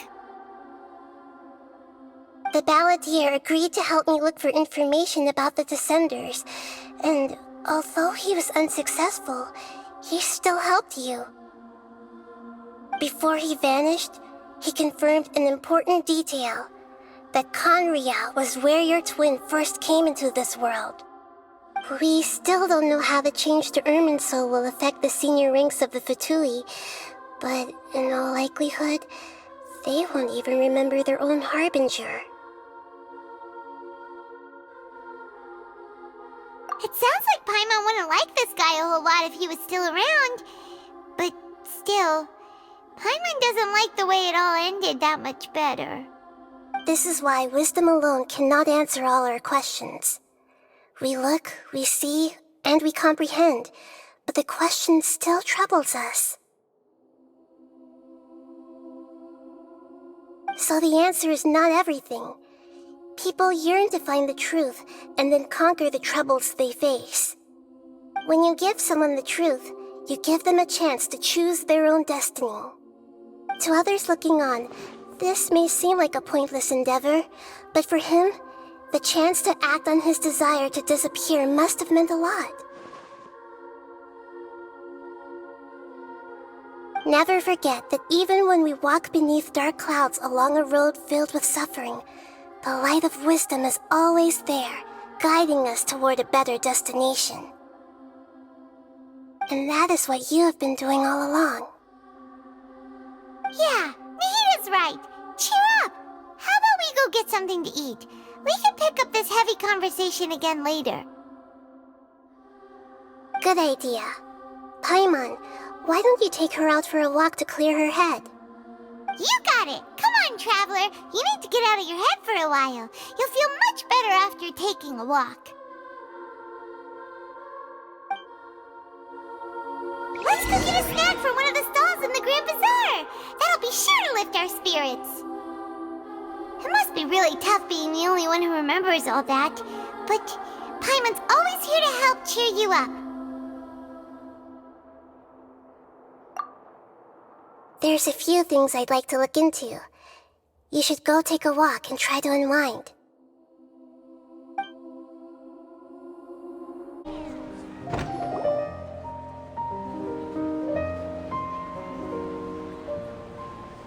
We're here! What should we eat first?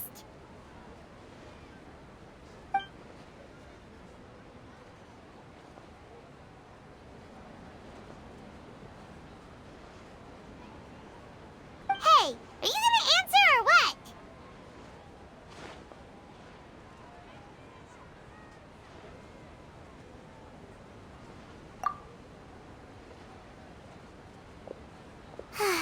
Alright, whatever you want.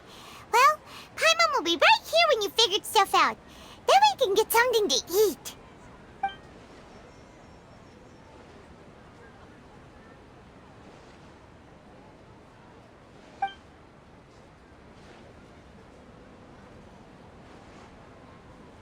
What is it? Have you figured it all out?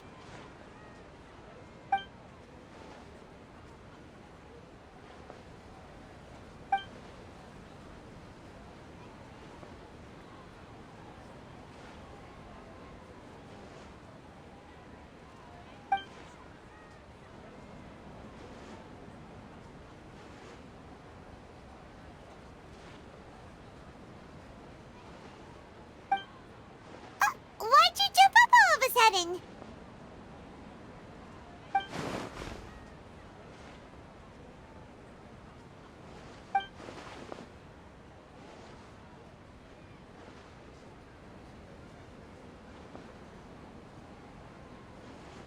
Excuse me, boss. There seems to be a small problem with the last bill.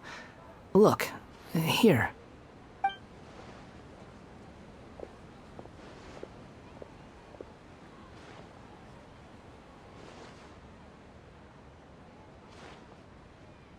Hey! Hey, wait! You mean me? No, not you. That kid! Didn't you see? Little rascal grabbed my last 2 fresh Sunsettias and ran off. Look, if you're gonna help out here, you can't keep spacing out, okay? What is it? Work's too boring for you? Or has the big city got too many distractions? I wasn't paying close enough attention. Sorry, boss. I think you're right. Maybe it's the city. It's so exciting. It can be hard to focus. Who's that guy? You know him or something? He's who? You're a strange one, kiddo. You say you don't want any money for helping out here, and then when I actually give you some work to do, you keep letting yourself get distracted. I don't want to take advantage, so I'm happy to pay you what I'd pay anyone else. But if you keep acting like this, pretty soon I won't be able to afford to. No, please. I mean it. You don't need to pay me anything. I'm just so thankful you agreed to take on an outsider like me. You're welcome, I guess. But I got bigger things to worry about. Look, we're all out of Sunsettias, and I promised the lady down the street I'd deliver a fruit bowl this evening. Leave it to me. I'll find some more. Just a moment. I'll be right back. Stop. I'm gonna level with you, kiddo. I've never met a worker who said they didn't want a wage before. And at first, I got greedy. Couldn't believe my luck. But I figured you'd start asking for something in return eventually. You don't want money. You don't take days off. And in your free time, all I see you do is wander around, taking in the sights. Are you a drifter or something? That's right, I am. We can talk more about that later. First, let me get those fruits you needed. Sunsettias, was it? I'll be right back. Hey, what do we do now? Okay, stay out of sight. Don't let him see you.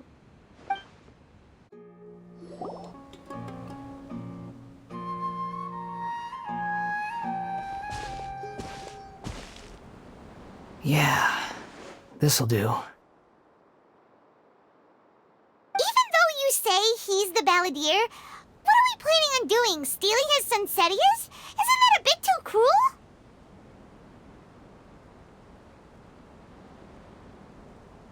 Oh, all right. This should be enough. Guess I should wash them before I take them back.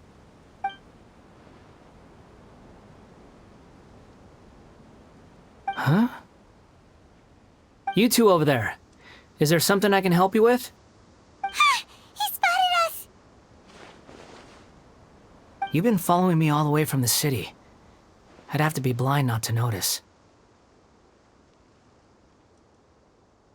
Have we met before?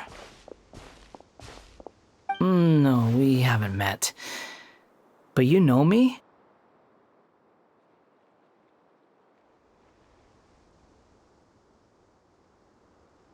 I have no recollection.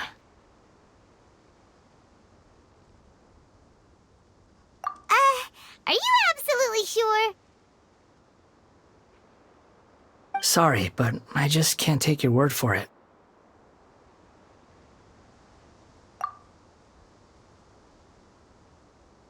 A puppet?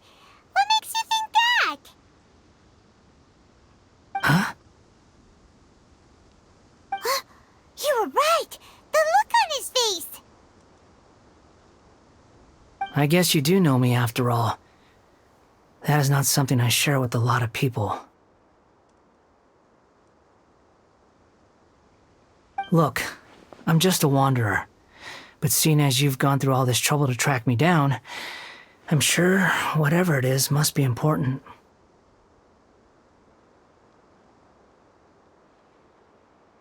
Okay, but please let me deliver these goods to my boss first. Are you really working for that guy? He said you don't want any more for it. Is that true? Yes, I ran into him out in the wilderness during a storm, and he let me take shelter in his cart. In return, I said I'd be his helper for a while.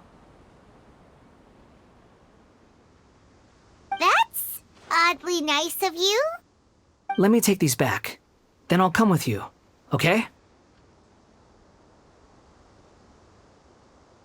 Then let's return to the city.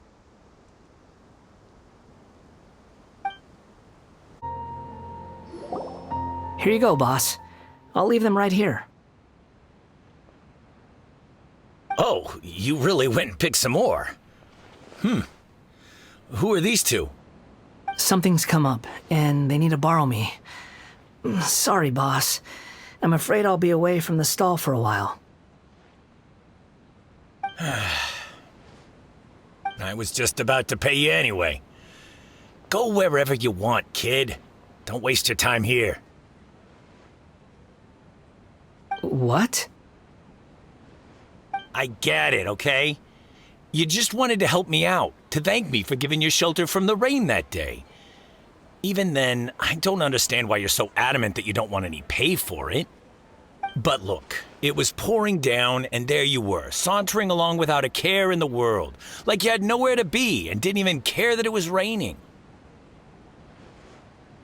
Imagine you were me for a second. It's a little weird, right? Why's this guy traveling during a rainstorm if he's not trying to get somewhere? And why's he taking a shortcut through the open country if he's not even in a hurry? But anyway, taking you in didn't put me out even slightly. You don't owe me a thing for it. Certainly not all this. Your time is valuable. You know, you should go live your life. But I don't...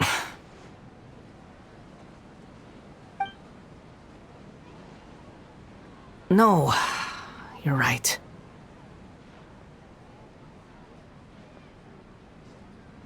Then I suppose this is where we say goodbye. Thank you again for taking me into the city. Don't mention it, kiddo. I've run into all kinds of characters over the years. I just hope you find your path. Thank you.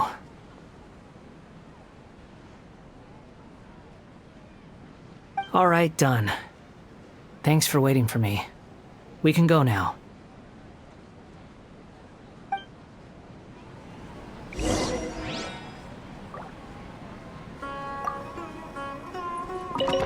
Don't worry about me.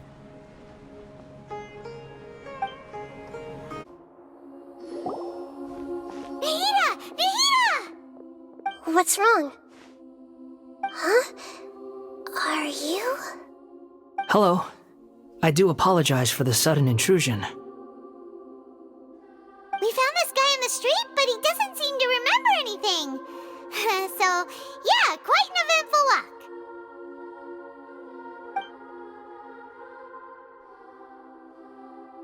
You say that you are trekking across Teyvat to train yourself. Many other Inazumans who describe themselves in this way call themselves Shugenja. Why do you refer to yourself as a wanderer? Well, it seems more relevant in my case. To me, it sounds like a plant with no roots. But these two claim that they know me, and that I have a hidden past unknown even to myself. I wouldn't call it the past, but rather... this is a difficult one to explain. I don't like to rely on using terms like this often, but in your case, it seems that it ought to be called, previous incarnation. Oh, like a past life or something? Yes, something far more distant than the past. So far away that you cannot perceive it. Okay, I have to ask. What was I like in my previous incarnation?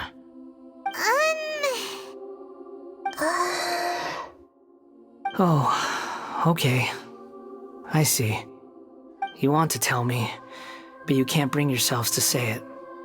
Looks like I didn't have the most wonderful existence in my previous incarnation.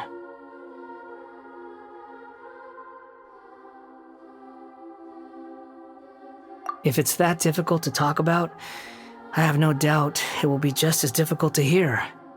But I'll be able to handle it. Please, tell me the truth. Is truth something you care a lot about? Yes. Then I'll be straight with you. In your previous incarnation, you did many things that would be considered evil.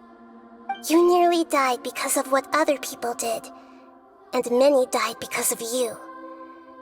As a non-human being, you hated gods and humans alike. You drifted from place to place, never able to settle, even where you found status and identity. You adamantly believed that you were missing a heart. Actions rooted in persistence sometimes bear bitter fruit. Sometimes, you have to let parts of yourself go, or you'll never be happy.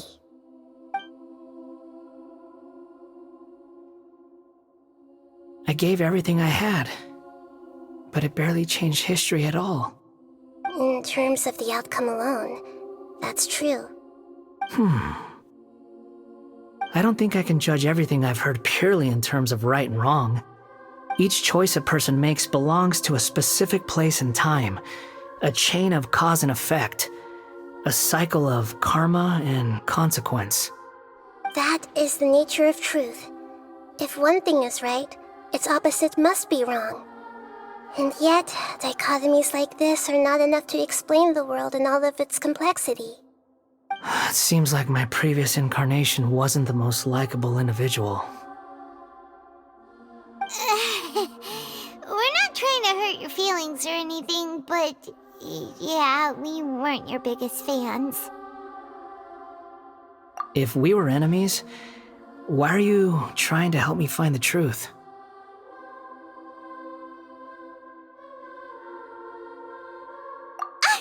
This is so frustrating! This guy's supposed to be our arch enemy, but now he's just some random stranger we met on the street! He's got so much to answer for, but we can't make him talk because he doesn't remember anything. What a weird situation. Lesser Lord Kusanali, as the god of wisdom, I trust that everything you told me must be true. Yes, it's all true. I can even show you the memories themselves, if you're willing. Please, I want to see them for myself. I want to experience my own transgressions. Even though it will cause your present self great mental anguish? I'm just a puppet, with no heart and no name. There is nothing in this world for me to cling to fill the void within me. Except maybe these sins that can never be undone. Very well. As you wish. Wait, shouldn't we go with him? This one's kind of on us for bringing him here. Don't worry. Whatever danger I might face, it's my burden to bear. Traveler, could I ask you to supervise him on my behalf?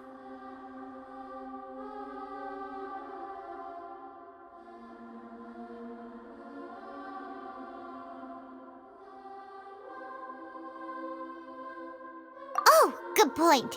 Given your, unique situation, we'd better keep an eye on you. Understood. Thank you. Now, prepare yourselves, everyone.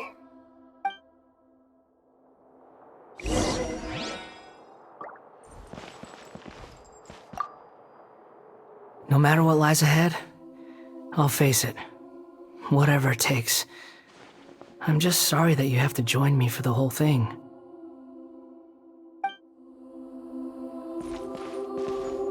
It's time to get ready.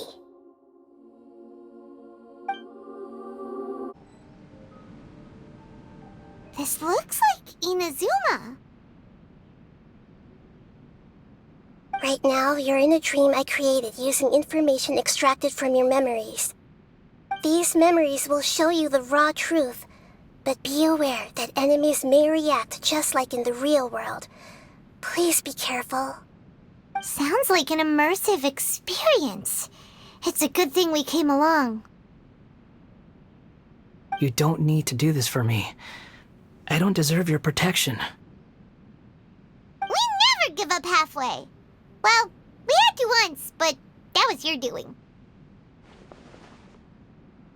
All right. Thanks. Wanderer, this is the Shake Pavilion. In your Balladeer incarnation, this is where the Electro Archon placed you after your creation. You had a great many memories here. Is that because this is kind of like his birthplace?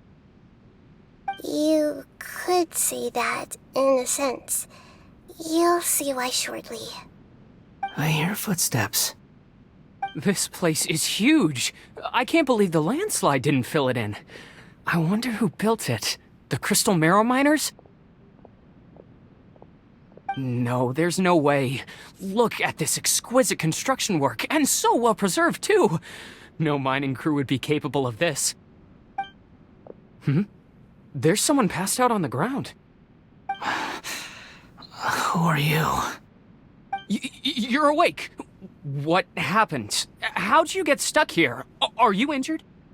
Not a scratch. And these fine clothes. Who are you? This man is Katsuragi, deputy to Torichiyo's adopted son, Mikoshi Nagamasa. He found the Balladeer in Shake Pavilion and took him back to Tatarasuna. And the rest is history. Well, it used to be. In the original version of events, Katsuragi was ultimately killed by Nagamasa. Let me get you out of here. Our people are nearby. Hang in there. During the Tatarasuna incident, Niwa was murdered by the doctor disguised as a mechanic. The Balladeer, then known as the Kabukimono, disappeared not long after. As the second in command at Tatarasuna, responsibility for what had happened fell to Mikoshi Nagamasa. But Katsuragi had sworn lifelong loyalty to Nagamasa after the latter had once saved his life. At Katsuragi's insistence, Nagamasa killed him to put an end to the Tatarasuna incident.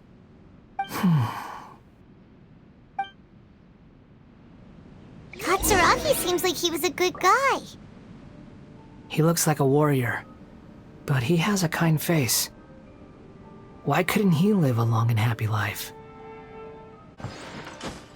Nagamasa, I found this young guy in a cave sealed off by a landslide. He doesn't remember his name. Well, we need to call you something. I hear the workers are calling you the Kabukimono. That's fine with me. Katsuragi, report to Niwa. Tell him we have someone new joining us. Huh? What are we doing back here?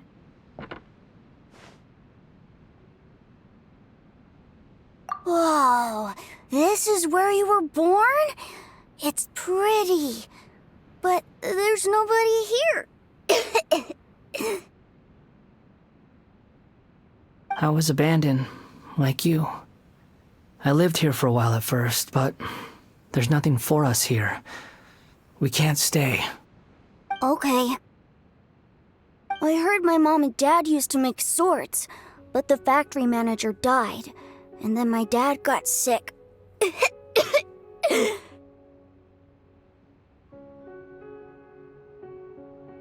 He kept coughing all the time, just like me. Then Mom started coughing too. But you can't. You promised me. Yup, we're family now. We're gonna be together forever and ever. This child didn't have a name. Or rather, the Balladeer didn't know what to call him. His father died before he could name him. After his mother died, the child stayed in their straw hut alone.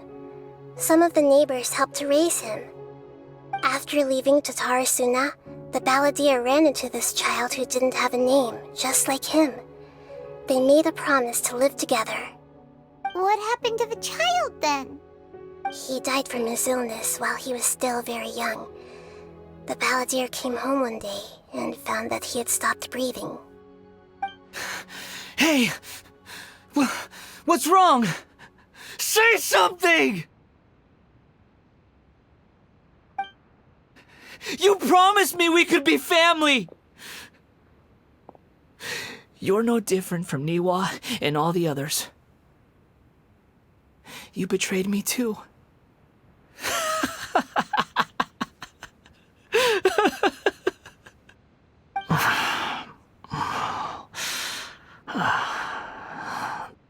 The voices have gone.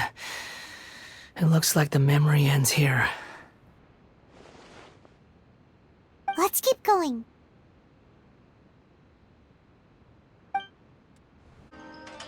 You do realize you're blocking my path. I come not to obstruct you. I've been waiting. What you are truly is a weapon. One that could be wielded with an iron will. Or you could continue to drift aimlessly. Are you trying to win me over? The long-fated rebellion has begun. Why not take your place at the banquet and join those who shall feast?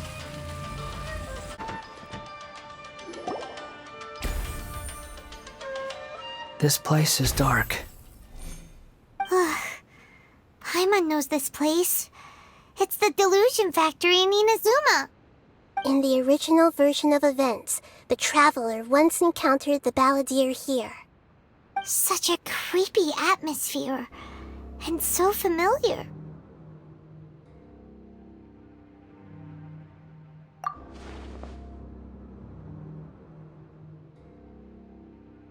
Hey, look over there! Well, well, my fair lady. Is this rundown factory and these incompetent fools all for me? Wow. You shouldn't have. Huh. What do you have to gain from belittling your subordinates? You might not want to admit it, but you are a part of this plan. Perhaps you find fighting in the Abyss to be a more meaningful use of your time? Oh, but of course, even this pales in comparison to being experimented on by the Doctor. What a sharp tongue you have. Funny how negotiating never seems to be your strong suit. For the task ahead, I suggest you keep your true feelings to yourself. Save your breath. I know what I have to do. I'm sure you think so, but I still think you need to hear it. Don't start thinking you're invincible, and don't let your emotions get in the way. Surely you're not worried about me. I just can't have you getting in my way. You and Child never fail to find ways to complicate things. I'm merely lighting a little fire in this chaotic nation. But you, being tossed out like trash, must make you want to destroy it completely. Do you remember the last time you were here? That was a lot of swordsmiths you killed. I'm sure the descendants of the Raiden Gokaden are still suffering the consequences now. Look at you. Oh, don't get so sentimental. Now, give that poor little tongue of yours a rest and stop pretending like you're above everyone else. Bye then. See you at the victory feast. Poor little tongue? She's playing with fire talking to me like that. Who does she think she is? Forget it. Someone might find me here any minute now. I should prepare to give them a warm welcome.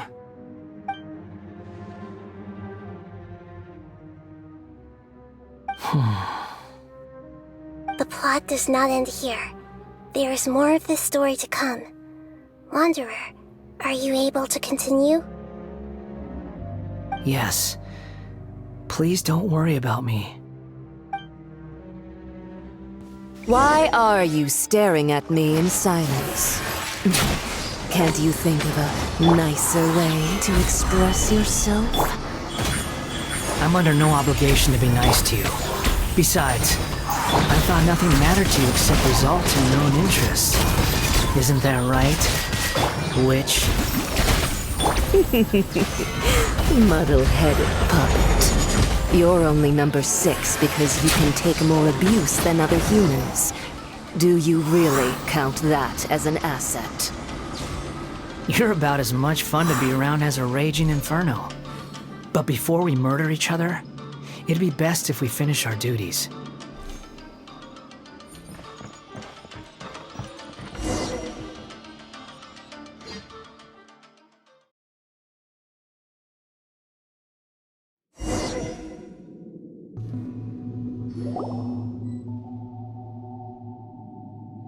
Looks like we have arrived in Sumeru. Is that? Considering that Amorta's sage, Nafis, refused to join this project, I'll take part in the experiment in his place.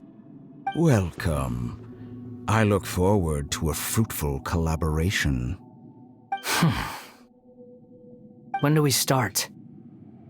You seem impatient. You should know that becoming a god is far from a trivial affair. The biological transformation is a lengthy process. As such, I too would recommend that we commence as soon as possible. In the event that a successful connection is established, his body will become permanently bound to the machine, and he will be unable to move independently of it. Nothing worse than what I've been through before then, Doctor. You were the most resilient test subject I ever came across. Thanks to you, I was able to garner a great deal of information. Alas, after that, you were under orders to remain in the abyss. We barely saw each other, and it became difficult to further refine the knowledge I had gained. That was gracefully worded. Ever wonder what they think if they knew that nothing matters to you, apart from your crazy experiments? I suggest you speak to me in a more respectful tone, Scaramouche. The mere fact of your utility does not make you indestructible. The doctor again? That was uncomfortable to watch. That person gives off a very sinister energy.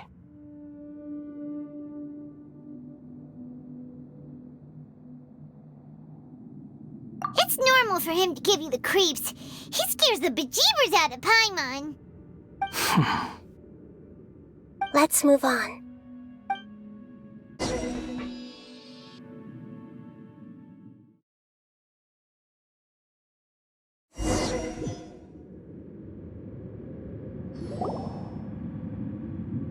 You're a god. Do you think I'm evil? If you accept that he is you, just as you are you, then yes, you are evil. In your eyes, are there any differences between humans and puppets? Do you think there are any differences between your present self and your previous and future incarnations? If not, then what are the differences between humans and puppets? Whoever has tasted the joys and sorrows of life in the human realm is human. Whoever has loved and lost, cried with grief, howled with rage at the tragedy of death that eclipses the miracle of life, they are human too. I've seen enough of my past.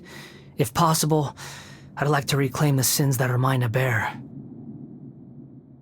No matter the consequences, I won't run from blame or punishment.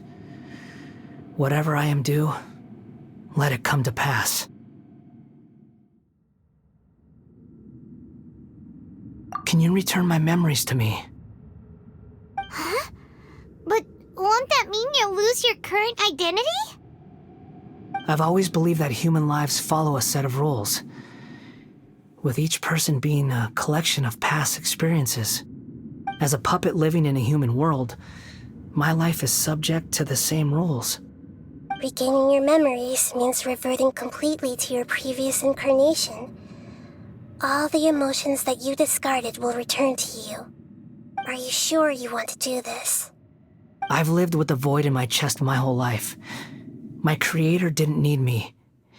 And ever since I awoke, I've just drifted from one place to the next. But then I met you. And I finally realized that reclaiming my missing sins might be my one opportunity to become my true self.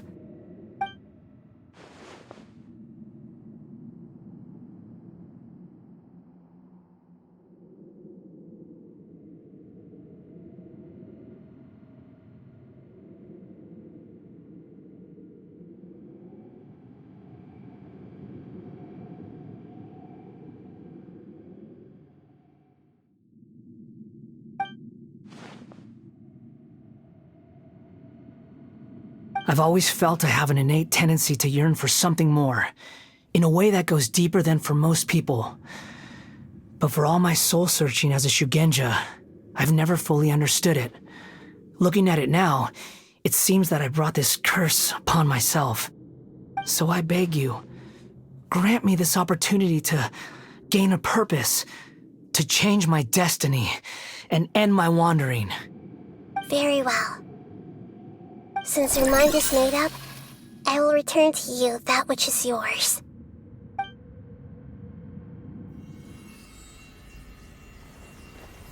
You have made your decision. Now, take this.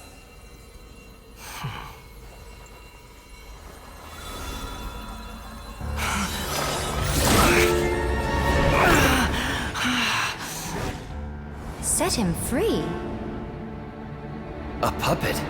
What's he doing here? You're a human as far as I'm concerned. Everyone's here. Wonderful. What a fine blade. Nagamasa will be thrilled. This is my...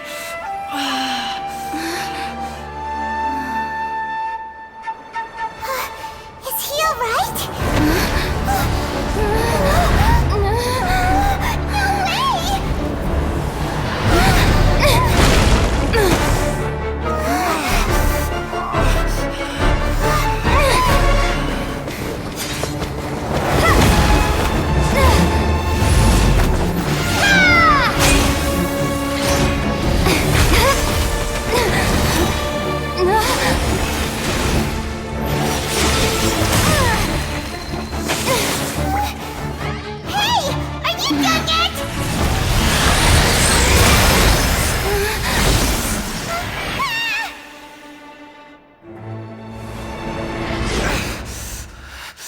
All worthless dross will be purged. That's why this won't be the end.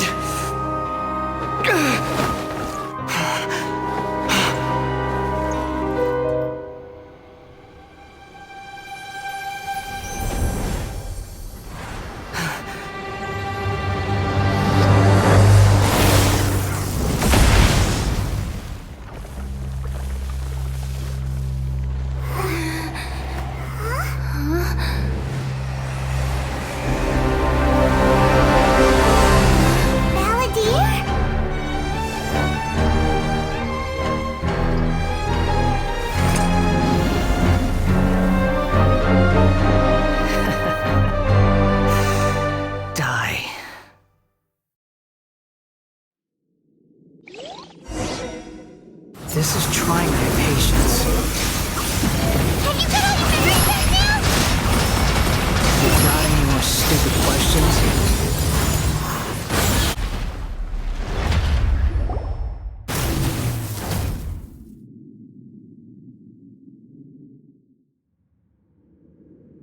Imbecile! Get out of my sight. It disappeared. Did we win? What did you expect? I'd never lose to that. There's the tone of voice again. You're definitely back to your old self. Wait, but it was you inside that thing too! What have you got to be smug about? Sorry. I'm harsh on myself and everyone else. Just the way I am. You sound like you're concerned about me.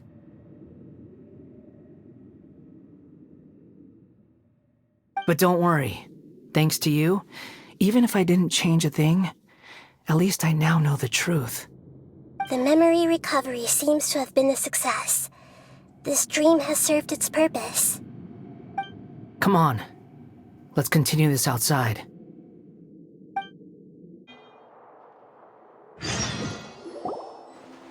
Welcome back, Traveler, Paimon, Balladeer. It feels like we just went on a really long journey. Paimon's exhausted. You don't like being addressed by that name? It's fine. But I was just thinking, I should probably change it. After learning about everything the doctor did, there's no way I can carry on using a name connected to him. I'm not planning on returning to the Fatui, and they wouldn't take me back anyway. Recent events will have affected a lot of people, and they might not even remember who the sixth is. So, you're quitting the Fatui for good? It's like you said, Lesser Lord Kusanali. Everything may look futile, but it wasn't completely meaningless. At least I made a lot of people forget about me. But that doesn't mean your own past has disappeared. Of course. And your main goal, for which you gave up everything you had, you weren't able to achieve it. I hope you can see and understand that. Changing the world, changing the past, changing the fates of other people, these are not simple things to accomplish. What you are looking for is complete annihilation. But this is just a fantasy. Even if the Balladeer is removed from existence, the world will not heed your will. Indeed. How ridiculous. Do you regret doing all that when you've gotten so little in return? Even if I'm completely worthless, there's nothing in the world worth regretting. Lesser Lord Kusanali, you purposely left that information in Irminsul, didn't you? Yes, and I took pains to make sure that you'd acquire that information naturally. Why would you go to such lengths? You trying to win me over too? In all honesty, your past experiences have made you a useful asset to Sumeru and to me. Winning you over was indeed a part of my plan. But before that, I wanted to tell you the truth about your past. If all I wanted to do was use you, then I'd be no different from the doctor. Very clever. I guess you could say that's one of my virtues. Utility to others is what gives me worth.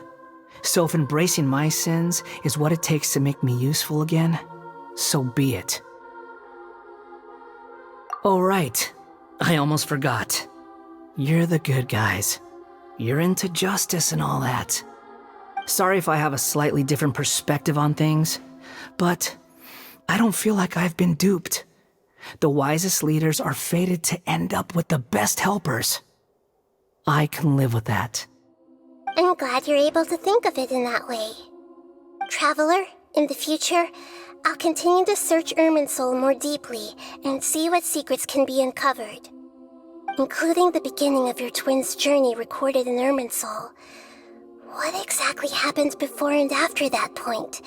I want to know as well.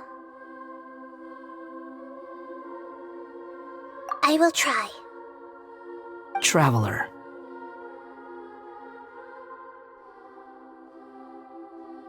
After I dove into the information torrents in Irminsul, why did you go to Inazuma? So that's how you found out whose fate had changed. And how? Well, whatever your reasons, you did me a favor. And I'll do everything I can to pay it back. Borrowing and returning are the only real relationships between individuals. I'll balance the books one day. Don't you worry. That's not true. A relationship between two people is not simply a ledger that can be reset to zero. I think deep down you realize this. People who show up in your life don't just evaporate like water drops and leave nothing behind. There is no such thing as balancing the books. Some things in this world can never be brought back, and they can never be changed, which is why there is emotion in the human world. Everything that you feel is real and lasting, and whatever is missing in you will not be made whole. To be human is to live with imperfections. You can choose whether or not you want to be human. But humans can't live without a heart, can they? Anyway, I gave up trying to become a human a long time ago. You understand what pain is perfectly well, even without a heart. You're just bearing your feelings. The past is set in stone, but you can keep moving on. And the longer your future lasts, the shorter your past will become, until one day, it is but a tiny fraction of your life. Sounds like you've got a future planned out for me. Everything's ended up being pretty darn complicated. Paimon doesn't even know where to start, but the most important thing now is that you need to follow Nahida. Otherwise, all our efforts will have been for nothing.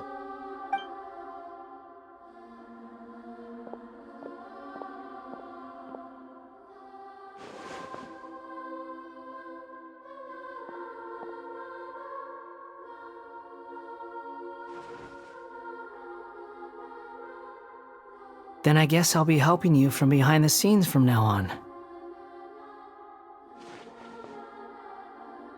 I'm glad that you've accepted our proposal. Why don't you choose a new name to celebrate? Ooh! Paimon wants to pick an ugly nickname for you, too! Why? Because Paimon still doesn't like you that much. Then I hope we don't see much of each other in the future. A name is life's first gift. You didn't say it out loud, but I know that's what you're thinking. The Traveler and Paimon have helped you a lot. If you can't decide on a new name, maybe you can ask them for ideas. No, Paimon only does nicknames. If it's a serious name you're after, it's all yours.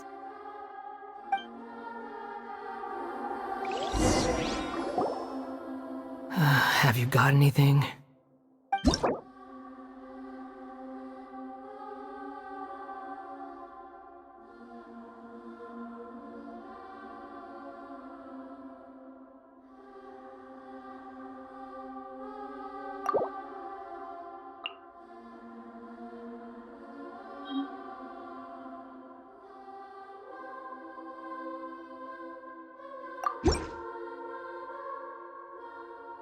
Are you sure?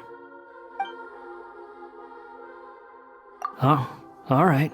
If you say so.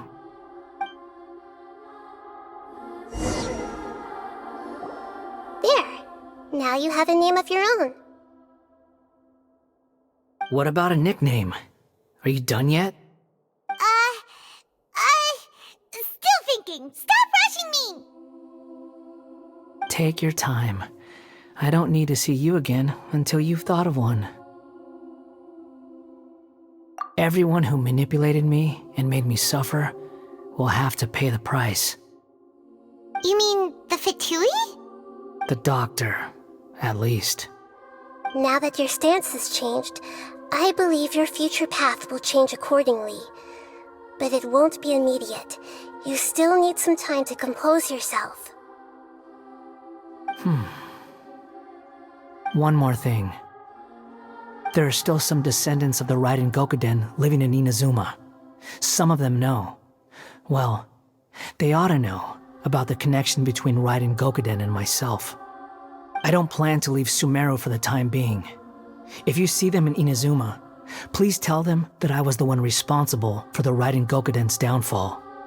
Even though the events have been erased from the world, they still deserve to know the truth. I see. That is up to you. Huh? But if we do that, then... It's fine. Let them stab their blades into my chest if they so desire. Maybe that's how it always should have been. No nonsense. I like it. Alright, let's call it a day. Goodbye, wise deity. And you too. He's gone. What he went through today would have been like living an entire lifetime in an instant. He'll need some time to calm down. Yeah, true. But even so, after everything that's happened, he doesn't seem quite as fierce anymore. So we can finally go eat? Paimon is starving. Thank you both. I hope you will find somewhere nice to go and relax for a while.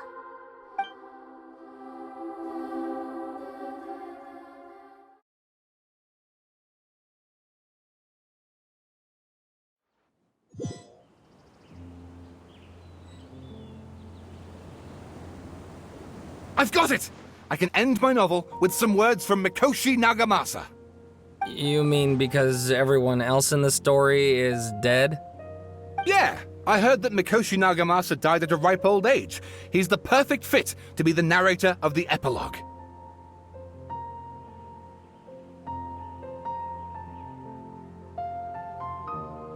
The dark clouds had dissipated, but they continued to cast their shadow in Mikoshi Nagamasa's mind for decades to come. Then, one night, as an old man, he had a dream. On the night when that prized blade, the Daitatara Nagamasa, was forged, the people rejoiced, and there was painting, dancing, and drinking. All these expressions of joy melted down in the furnace fire and turned into red clouds that rallied around the final sunrise that Mikoshi Nagamasa saw in his lifetime. Life is a story too long to be told, a journey that you must walk to behold.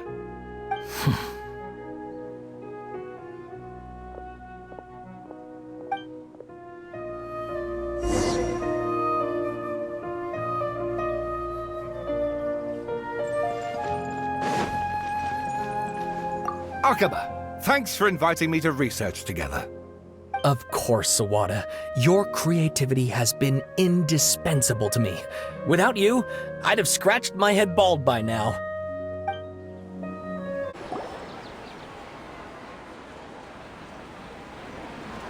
Whew, it's about time we had a break. As soon as you stop, all the tiredness and hunger comes rushing back.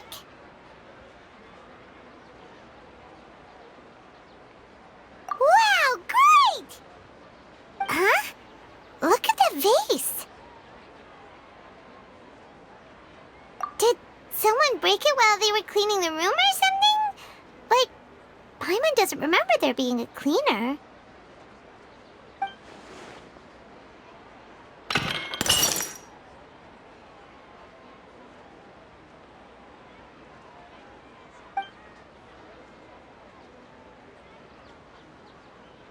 You sound lost and confused.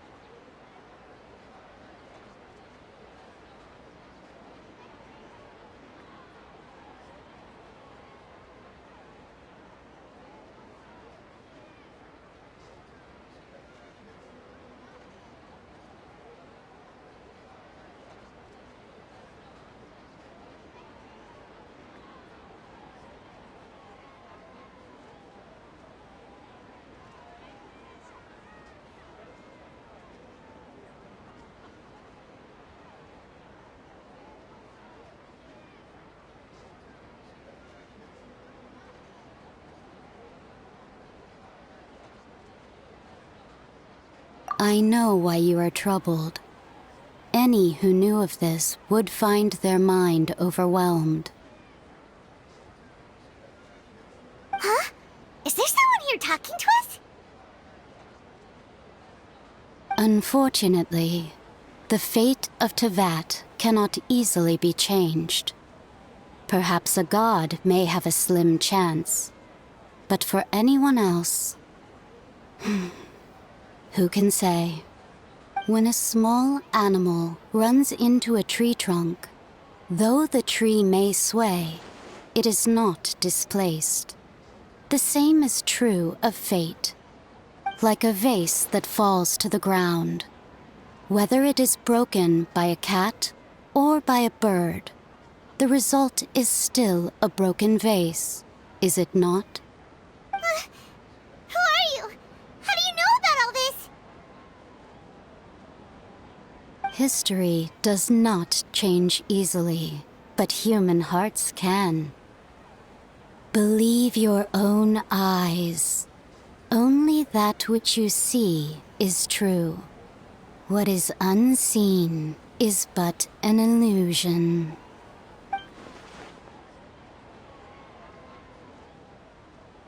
The voice has disappeared.